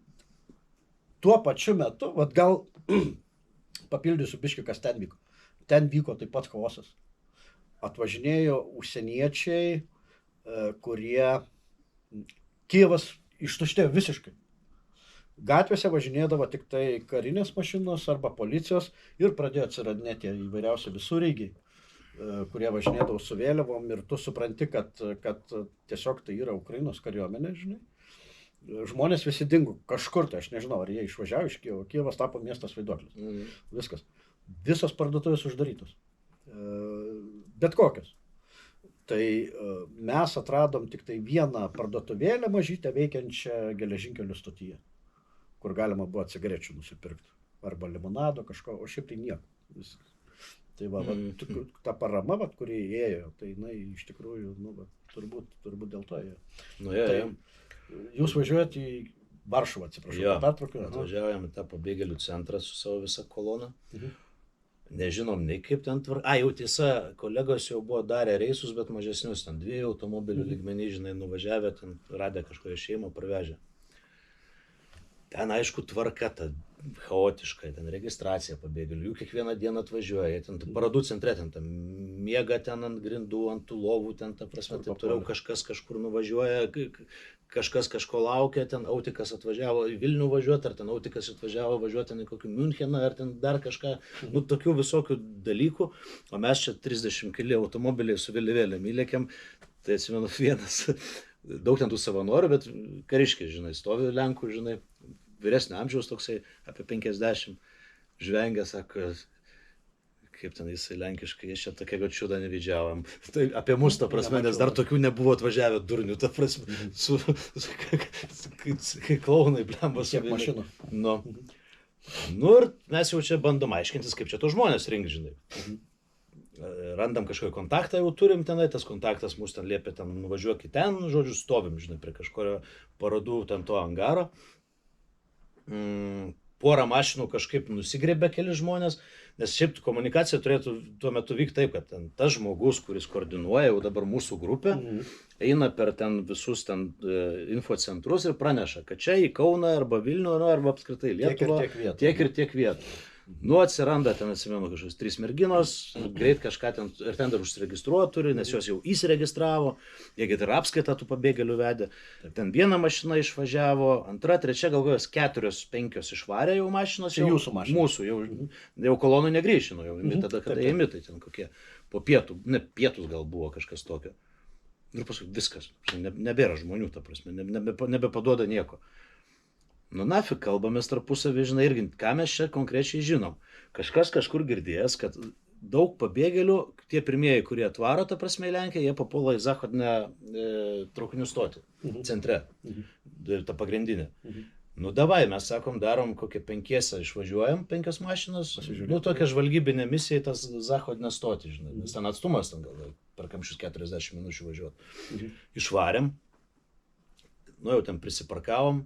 Ateinam į tą stotį, yra tas punktas kažkoks infocentras, mes čia sakom, ta prasme, norim paimti žmonių į Lietuvą vešim, žinai.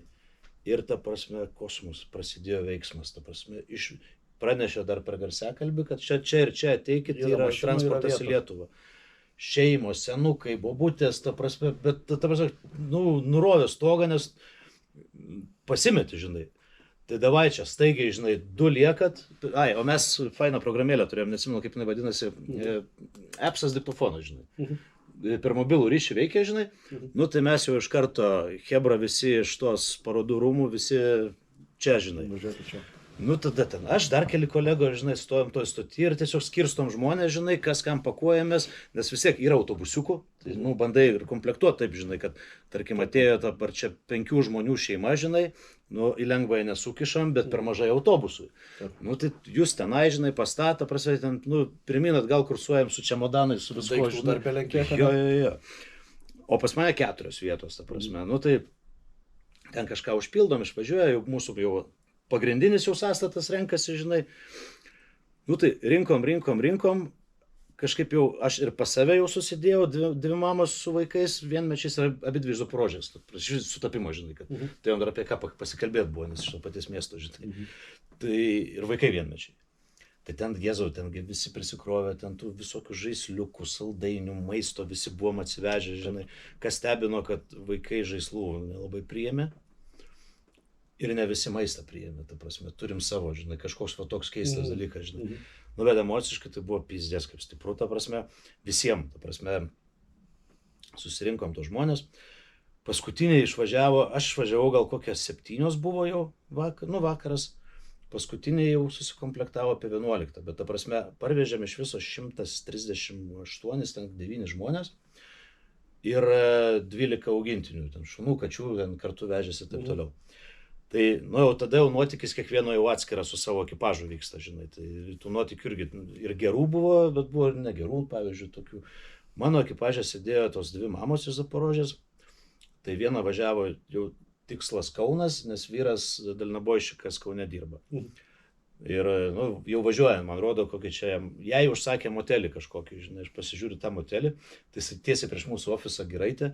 Tai ten furistų motelis, esam kažkada apgyvendinę kažkokius praktikantus, tai ten hebra pakraupę pabėgo, nes kas naktį muštynės, ten taip toliau. Sakau, ne, jūsų ten tikrai nevešiu. Bet vyras davė žmonai koordinatas. Nu tai jisgi nežino. Jis paskui, kaip kalbėjom, jau po kažkiek laiko aš pažįstu jau dabar tą vyrą, nes bendraujam, žinai. Tai jo suvokimas apie Lietuvą, jis galvoja, kad mes gyvenam taip pat kaip jie ten Zaporožėj, nes jis niekada miesto nematė. Jis tik tranzitų kerta Lietuvą ir motelis. Taip, ir viskas, žinai. Nu tai žodžiu, aš jau šitom sakau viskas, aš jums paskambinau draugiai į Kauną, kad viešbutį apgyvendintų, ta prasme, bent jau pradžiai. Tai ta šeima, viskas ok, kita šeima, į Uteną jūs reikia parvežinai. Nu, blemba, aš jau jaučiu ir mano batarkės neamžino, žinai, kad, nu, davai permėgu kitam viešbutį ir aš ryte atvažiuoju, aš paimu jūs nuvežu į Uteną, nes Utenoje irgi vyras dirba, bet va čia vėl kokių neskanių istorijų. Tai dabar vis tiek prisiklausai, tu jas sugeri tas istorijas. Ta šeima į Uteną, vyras dirba Utenos mėsoj ir jinai dirba Utenos mėsoj, dar prieš karą, jie čia jau keli metai Lietuvoje uždarbiauja, žinai. Vaikas auga su seneliais Zaporožėj.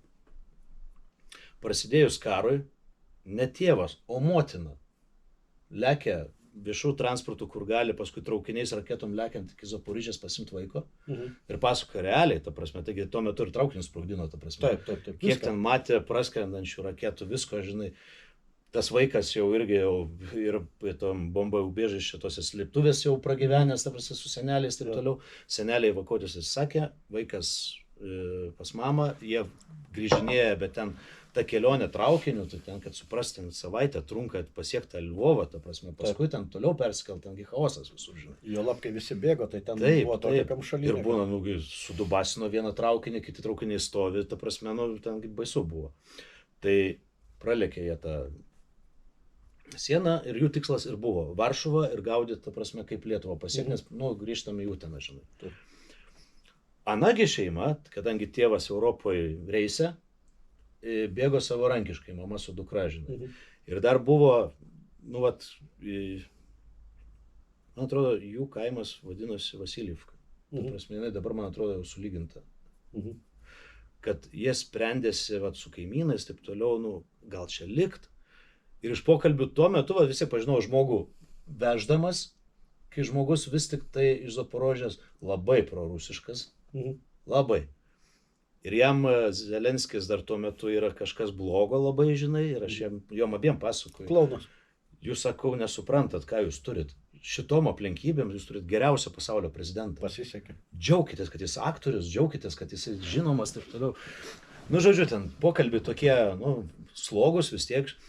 Tai šita šeima irgi savo nuotykį turėjo, žinai, išvažiavo su mašina, Zaporožę paliko. Pataikė ne į raketų apšaudymus, o kai į kolonas varė iš tų artilerijos, iš mašinų, ta prasme, jo. varė, ta prasme, šaudo kolonas, ta prasme, jos meta mašiną, kai kurios mašinos ten aplinkui sprogsta, mergaitė ten... Abu vaikai buvo mano vyresnėlio metų, tai iš vis taip labai empatiškai, žinai, jaučiausi. Grioviais, bėga miškais, ta prasme, paskui kažkokia kita autostrada iššojo, kažkokia pakeleivingą mašiną, ta prasme, ir visur pilna žmonių, kurie bėga įvairiai, ta prasme, nes važiuoti to keliu negali, nes ten visus dubasina, visus. Tai su to mergaitė jos ten kažkaip viena pakeleivinga, kita pakeleivinga, nu jos pasiekė tą Lvovą ir kadangi vyras Lietuvą supranta kaip va tą tokią ukrainietišką provinciją, joms liepia būtinai varyti į Lenkiją, neatsimenu, į kurį jos miestą pirmiausia nusitrenkė. Ir čia va irgi didelis skirtumas. Nu lyg ir Lenkai turi tą pačią emociją visame šitame kare, ne? Tai jos pabuvo savaitę ten kažkokiam tam, bet iš didžiųjų miestų nesimenu, gal Vroclavas koks nors, nebepamenu. Arčiau Ukrainos jau? Ne, link Vokietijos kažkas, gal Poznanė, blemba. Nu žodžiu, pabėgėlių ten iš vis nieks netvarkė, ta prasme, pradinis kažkoks ten yra ten susitikimo punktas, toliau sukis kaip nori, iš kokis būsto, yra kas tuo metu irgi duoda tą būstą, bet Lenkai kažkaip ten tuo metu labai biurokratinį aparatą įjungė didelį, ta prasme, kad tu ilgiau ten kažkiek iš vis negali būti, tau nieks nieko nekompensuoja, kol tu negavai ten darbo vizos kažkokios. Kur tau mėno karas vyksta, čia pabėgėliai, kokią darbo vizą, ta prasme? Reikalas buvo tame, kad tiesiog veikė taikos metų įstatymai. Jo. Kai tu atvažiuoji, registruojasi kaip atvykėlis, nu, standartiniu būdu. Nu tai va. O ne kaip pabėgėlis. Tai jų tokia istorija ir dukrelė, ir jos ten jaučias, iš tikrųjų, paramos jos ten nejautė, jos labiau tokios, nu, našta visiems ten Lenkam, kažkokia tokia. O pas mus Kaune buvo visai kiti dalykai. Nu ir Vilniuje, aš manau, visur. Tai tada mergaitė sugalvojo, pačia mergaitė sugalvojo, kad mama, aš labai noriu į Kauną. Ne, jinai žinojo tik tiek, kad Kaune tėčio bazė, kuris po reiso grįžta. Nu ir jos kaip tik tą dieną, va, traukinio atvažiuoja stoti ir pirmas žmogus, kuris sutiko, buvo aš. Nu. Tai parvažiavam, tai dabar jau važiuojant, kas vyksta, žinai. Mūsų ekipažai jau užsimėtė, jau kažkas jau ant Lietuvos sienos, taip toliau. Kažkas ten Klaipėdą veža, kažkas Šiaulius veža, atsirado ką vežti iki Rygos, ta prasme. Nu... Bet tai jie patys turėjo taškus, ne? Dauguma turėjo, bet buvo tokių, pavyzdžiui, 2 pensininkai. Mes nežinom, kur važiuoti. Tai važiuokit į Lietuvą. O ten gerai, važiuojame į Lietuvą. Nu, ta prasme, bele kur važiuoti. Taip. Bet buvo daug kas ir turėjo kontaktų ryšių. Tai jau važiuojant, žinai, komunikuoji, ką mes toliau turim daryti. Nes jeigu žmogus neturi kur apsistoti, reikia vežti tuos centrus, nes buvo centrai, kuriuos ten ar tai būtų paskirs, ar duos nakvynės vietą tuo metu. Visi dar dirba labai chaotiškai, tai pavyzdžiui, kas į Vilnių vežė, tai ten, nu, jie eilės, kai strigo ten registracijose, tai tragedija. Nu, man pasisekė, aš vežiau savo ekipažą vieną į Kauną, kitą į Uteną. Tai dar pakeliu jau paleidau merginas viešbutyje Kaune. Na ir su ta kita mama su sūnum važiavom toliau į tą Uteną. Tai dar pakeliu žmona išvežė didelę, kadangi vienmetis vaikas, tai dar daug visokių rūbų, berniukų, ten žaislų, ta prasme, nu, mano sūnų surinko, ta prasme, padavėm. Nu, nuvažiavom tenai, žinai, ir aš jau kelionės metu mačiau, kaip vyko komunikacija. Ta, kur Kaune palikau, jis susirašinėja su to vyru, online'as vyksta, ta prasme, jis irgi seka, turbūt nerimauja, taip toliau. O pas aną iš pradžių vyksta komunikacija, paskui nutrūksta. Ir aš jau pradėjau susidaryti įspūdį, pas ką mes važiuojam, žinai. Atvažiuojam į tą Uteną, naktis, ten 3 gal ryto buvo, užnešiau daiktus, dėžę, ta prasme, tėvas neišėjo pasitikti savo šeimos. Bet gatavas, stupudovai, ta prasme, nu ta prasme. Tai, nedalaukė, jo. Tai aš sunešiau viską, ten sveikinam. Tai šitos istorijos tokia Tomas, žinai, kokius 4 dienos praėjo. O tas berniukas visą kelionę sėdėjo šalia mane, žinai, tai mes ten bendravom, kažką kalbėjom, žinai. Skambina man, aš jiem palikau savo numerį ant lapuko užrašęs, nu, kokios pagalbos, dar ko nors skambina man berniukas. Verkdamas, tipo, padėk, tėvas mamą dubasino, ta prasme, nežinau ką daryti, kur kreiptis. Ta pati vakarą. Ta pati vakarą, jis tėvo nematęs porą metų jau, žinai. Super. Ne, čia 3-4 dienos vėliau, ta prasme, po to. Supratau. Nu, blemba, aš iš karto Utenoje pažįstu savivaldybėje, ta prasme, žmonių, draugų turiu iš karto. Kad greičiau skambinu, sureaguotų, ne? klausykit, čia yra taip ir taip, Utenos mėsos darbuotojai, ta prasme, tas vaikasgi, neegzistuoja kol kas. Jie nepriregistravo, jie niekur. Aš atvežiau į niekur tą žmogų, žinai, jo nėra. Ir ta moteris, principė, vėl nežinau, grįžo iš tos Ukrainos ar ne, žinai. Tai savivaldybė reagavo, paskui man perskambino kažkoks kaimynas, o ten bendrabutis, ta prasme, senas studentų bendrabutis, ta prasme, ten ne kažką ten. Kaimynas su manim pakalbėt, kad čia viskas bus gerai, aš čia prižiūrėsiu, o man jau šūdas verda iki tiek, kad aš žmonai Ernestas sakau, blemba, žinau, aš važiuoju, aš tą berniuką parsivežu čia, ta prasme, bus pas mus, kol viskas susitvarkys. Bet va taip kažkaip gavosi, kad neįvyko taip, tai žodžiu, ta šeima baigė tom, kad jie pabėgo iš Lietuvos, dar tas man berniukas kažkada rašė į Prancūziją kažkokią fermą, žinai. Tai va. Ir tada jau kai vienas lieki mašinoje grįždama, žinai, tada tas emocinė, žinai, baigęs darbas, prasidėjo emocija, žinai, blema važiuoja, iš tikrųjų ašaros kaupėsi, žinai, prigėręs tiek emocijų. Ir visi jau tie paskutiniai reisai mūsų galvoje, jis jau daug kas jau išsijungė, jau namus pasiekė, žinai, aš grįžau gal 5:30 ryto, žinai, tai visa para, žinai, prabėgo.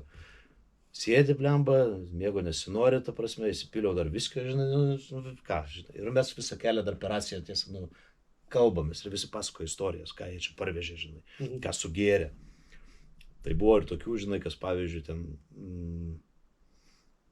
čia jau sekančios dienos reikalai, čia man atrodo buvo penktadienis, o pavyzdžiui šeštadienis.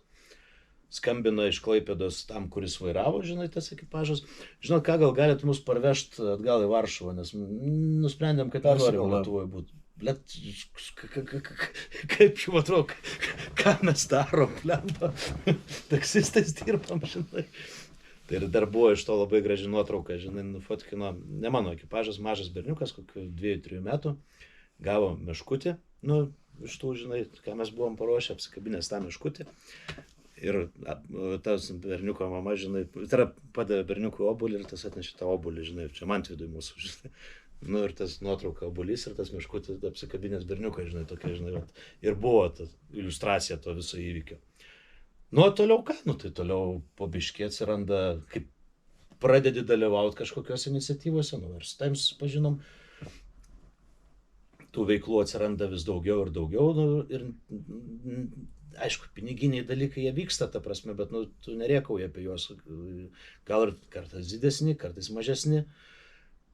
Bet va, kai su tavim susipažinom, tai tada vėl kitaip, kitas matymas atsirado, mes galim dar kitaip būti naudingi, ta prasme.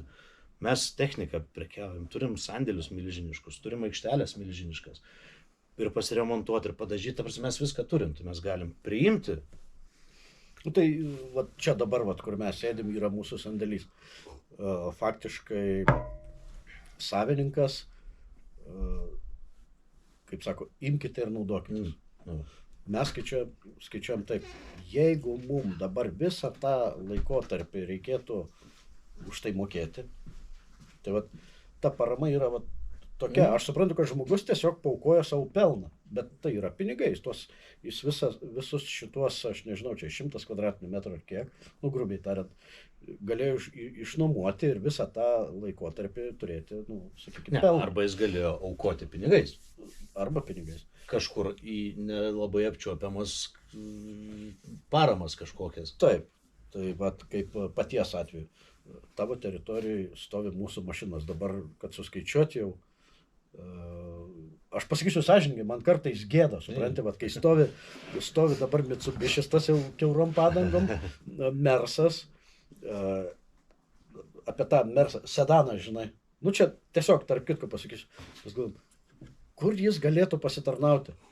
Tai čia ant dienų gal tik tai šovė kažkas tai mintė. Sako, naikintuvų pilotam duokit nuo angaro važiuoti iki naikintuvų.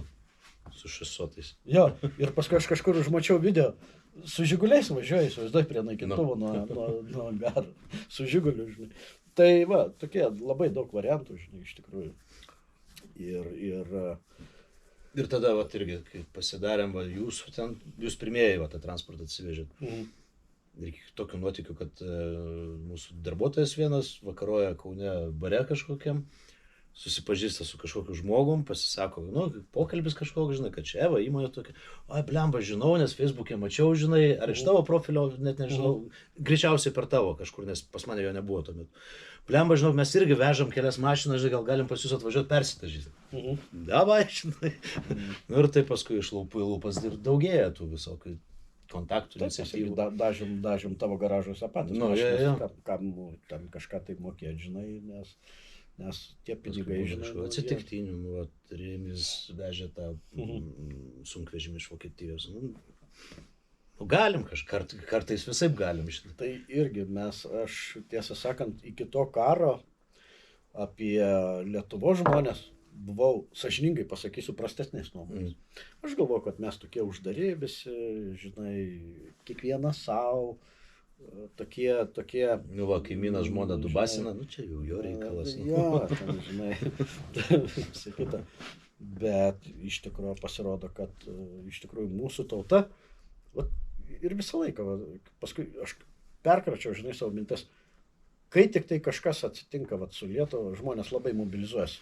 Vat mūsų tautiečiai, vat ką jie moka, žinai, tai va tas, bendras reikalas, padarom, žinai. Ir važiuoju, čia va irgi nesenai užsiakcentavau, nu, prisiminiau dar vieną įvykį per kažkokią laidą irgi, žinai, kad 63 metų sukilimas, po ko spaudą uždraudė. Cariniai Rusijai didžiausias šokas buvo ne tai, kad sukilo šlėktos bajorai, nu, kad norėjo atgaivinti valstybę savo ten tą. Labiausiai šokiravo, kad sukilo valstiečiai, kurie yra tų bajorų tarnai ir sukilo kariauti su tokiu nusiteikimu, kad jie kovojo už tautą, už tėvynę. Ir va dėl togi po 61 metų sukilimo uždraudė lietuvišką spaudą. Nes reiškia, naikinti reikia ne tik bajoriją, reikia visus naikinti. Tai tavarse lietuvių tauta visada taip. Aš kartais pagalvodavau, save pagaudavau ant tokios minties. Ar mes Ukrainai padedam, todėl kad mes labai draugiški jiems, kad mes turim bendrą praeitį, buvom kartu Sovietų Sąjungoje teisingai ir kartu pabėgom iš tos, sakykime, sistemos. Ar vis dėlto tai yra tas lietuviškas savanaudiškumas, žinai? Čia, jeigu būtų sąžiningų pačiu savo, žinai. Ar lietuviškas sąžiningumas, kad, ką ir atvirai žmonės sako, priešą geriau stabdyti svetimoje žemėje, žinai, negu savai. Tai kaip tu galvoji? Ir taip, ir taip. Ir taip, ir taip. Nes pasakysiu, ne vienas ukrainietis yra pasakęs taip, aš turiu omeny kariaujantis. Sako, jeigu mes nekariausim prieš juos, mes kariausim prieš jūs, nes jie mus privers. Taip kaip padarė su Lugansko, Donecko ir Krymo žmonėm. Kurių populiacijos vyrų turbūt nebeliko visai. Taip, ir pačioje Ukrainoje yra toks terminas laukikai. Tai maždaug, kaip pas mus vadinama ten, mes juos vadinam vatnikai arba penktoji kolona, maždaug Rusas, Putinas man nėra priešas, Sovietų Sąjungoje buvo gerai ir plombyras skanesnis ir dešra skanesnis, žinai, viskas gerai. Mes palauksim ir čia ir vėl viskas bus gerai. Ir vienam ukrainiečiui, kaip Maksui, kai aš pasakiau, sakau, o ką tu manai apie laukikus? Jis sako, aš jų nesmerkiu. Sako, dabar įsivaizduok, sako, tu arba aš sėdim namuose, teisingai. Nu, nes mes nei už tos, ne, neutralus, kaip Šveicarija. Sako, ir ateina rusų kareiviai. Sako, ir įrėmė automato vamzdį, ne tau į galvą, sako. Ne tau, ne man, sako, bet tavo vaikui, arba mano vaikui. Ir sako, dabar einam kariausim kartu. Vat ir baigėsi, sako, patriotizmas. O taip. O tai, kad nepabėgo, sako, tai yra klaida. Tiesiog. Bet vat atsakant, dėl ko? Aš, pavyzdžiui, jau jaučiu pareigą dalyvauti šitam kare, nesu ginklų, bet ne dėl to, kad aš savanaudis, kad jie paskui ateis čia. Čia yra kokio 4-5 vietoj, turbūt, žinai, šitas klausimas. Man tai pirmas momentas, istorinė teisybė. Aš fiziškai nekenčiu Putino Rusijos, ta prasme, nes turiu dėl ko jos nekęst, ta prasme, ir tai yra vienintelė. Eskobaras bandė padaryti mafijinę valstybę Kolumbijai. Bet Rusija yra pirmoji pasaulyje tikrai mafijinė. Kuri padarė valstybę. Kur mafija yra valstybė. Ir veikia gerai. Nu, ir tai prasidėjo ne 90-aisiais, tai KGB yra ta mafija, kuris... Realiai, Andropovo atėjimas į valdžią, tai buvo pirmas KGB kadrinis karininkas, tapęs valstybės vadovu.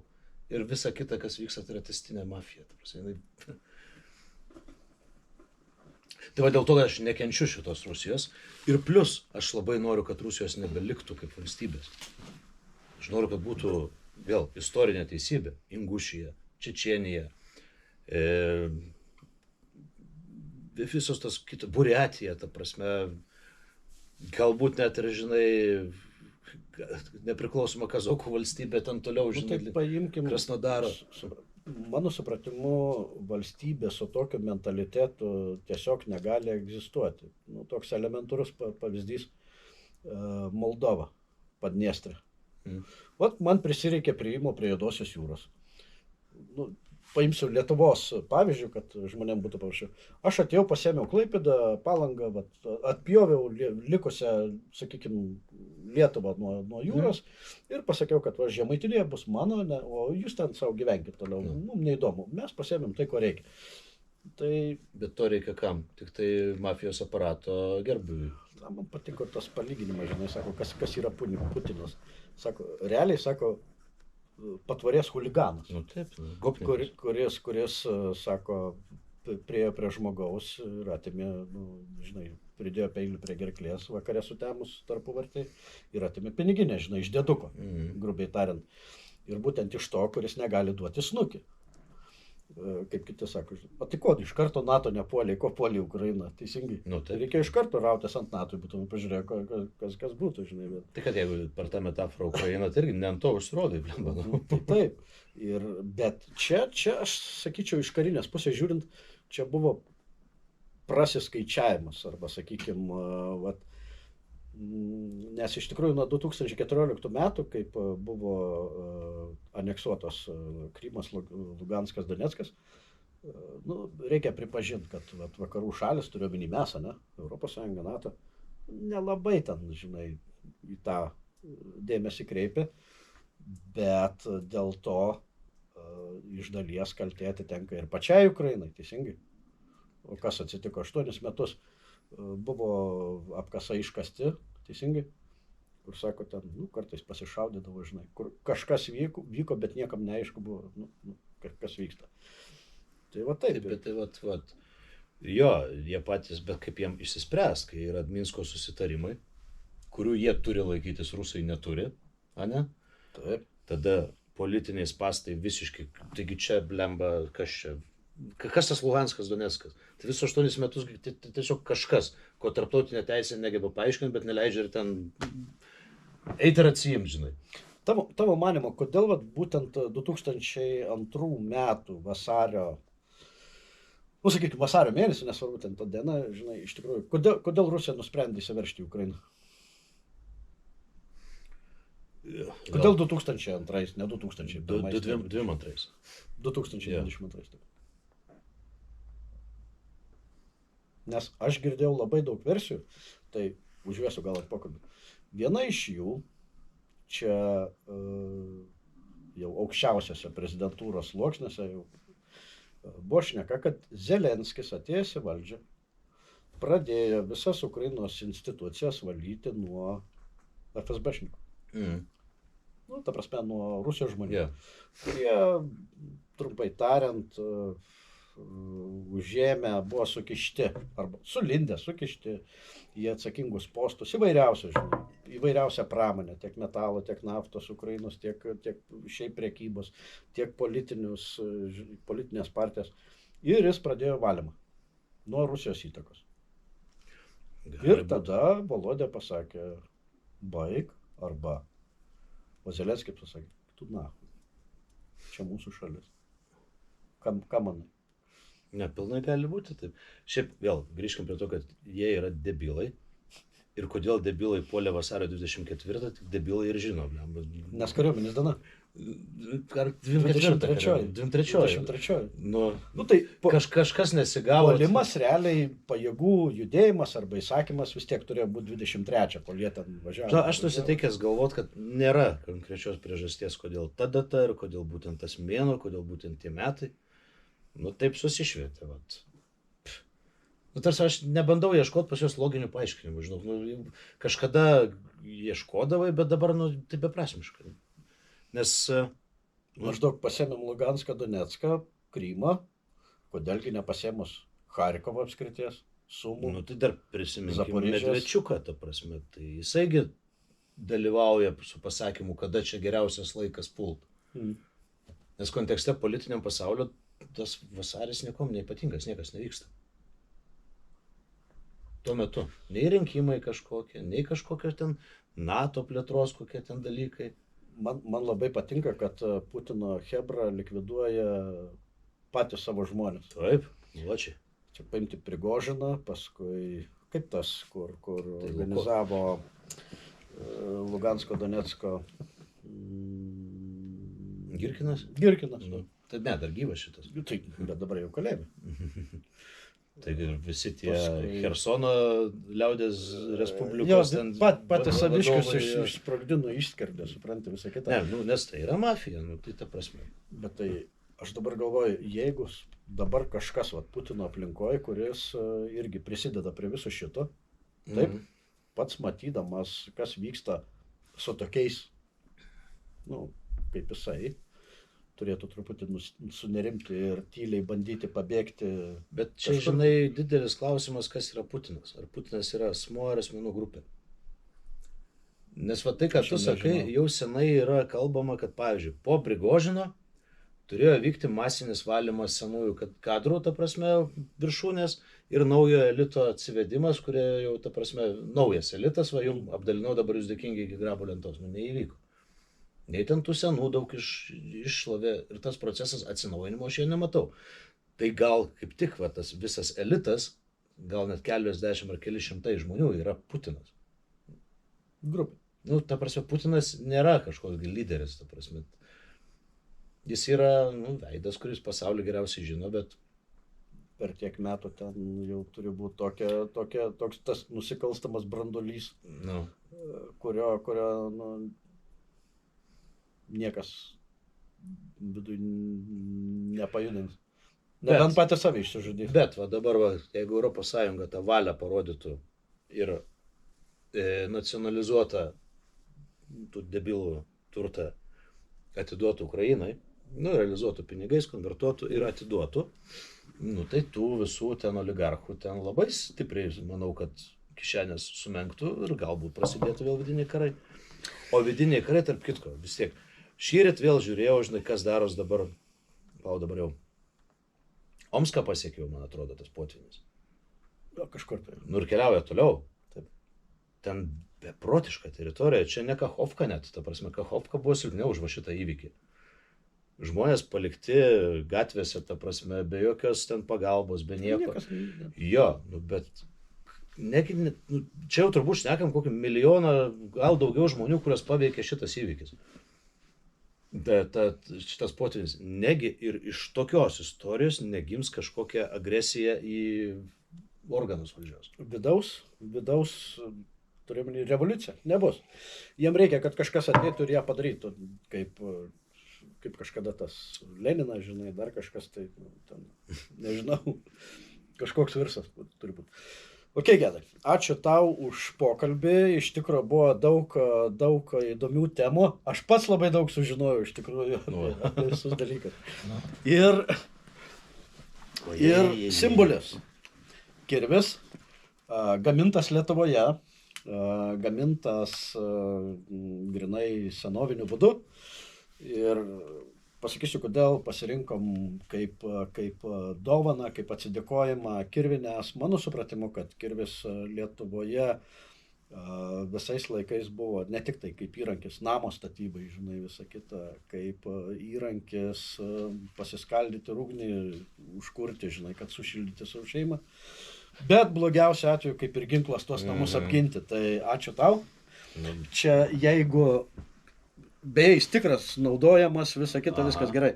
Tik tai prieš kažką kapodamas lipnia juostą apvyniok, nes šitas tai tikrai nulėks, nes čia klijais priklijuotas.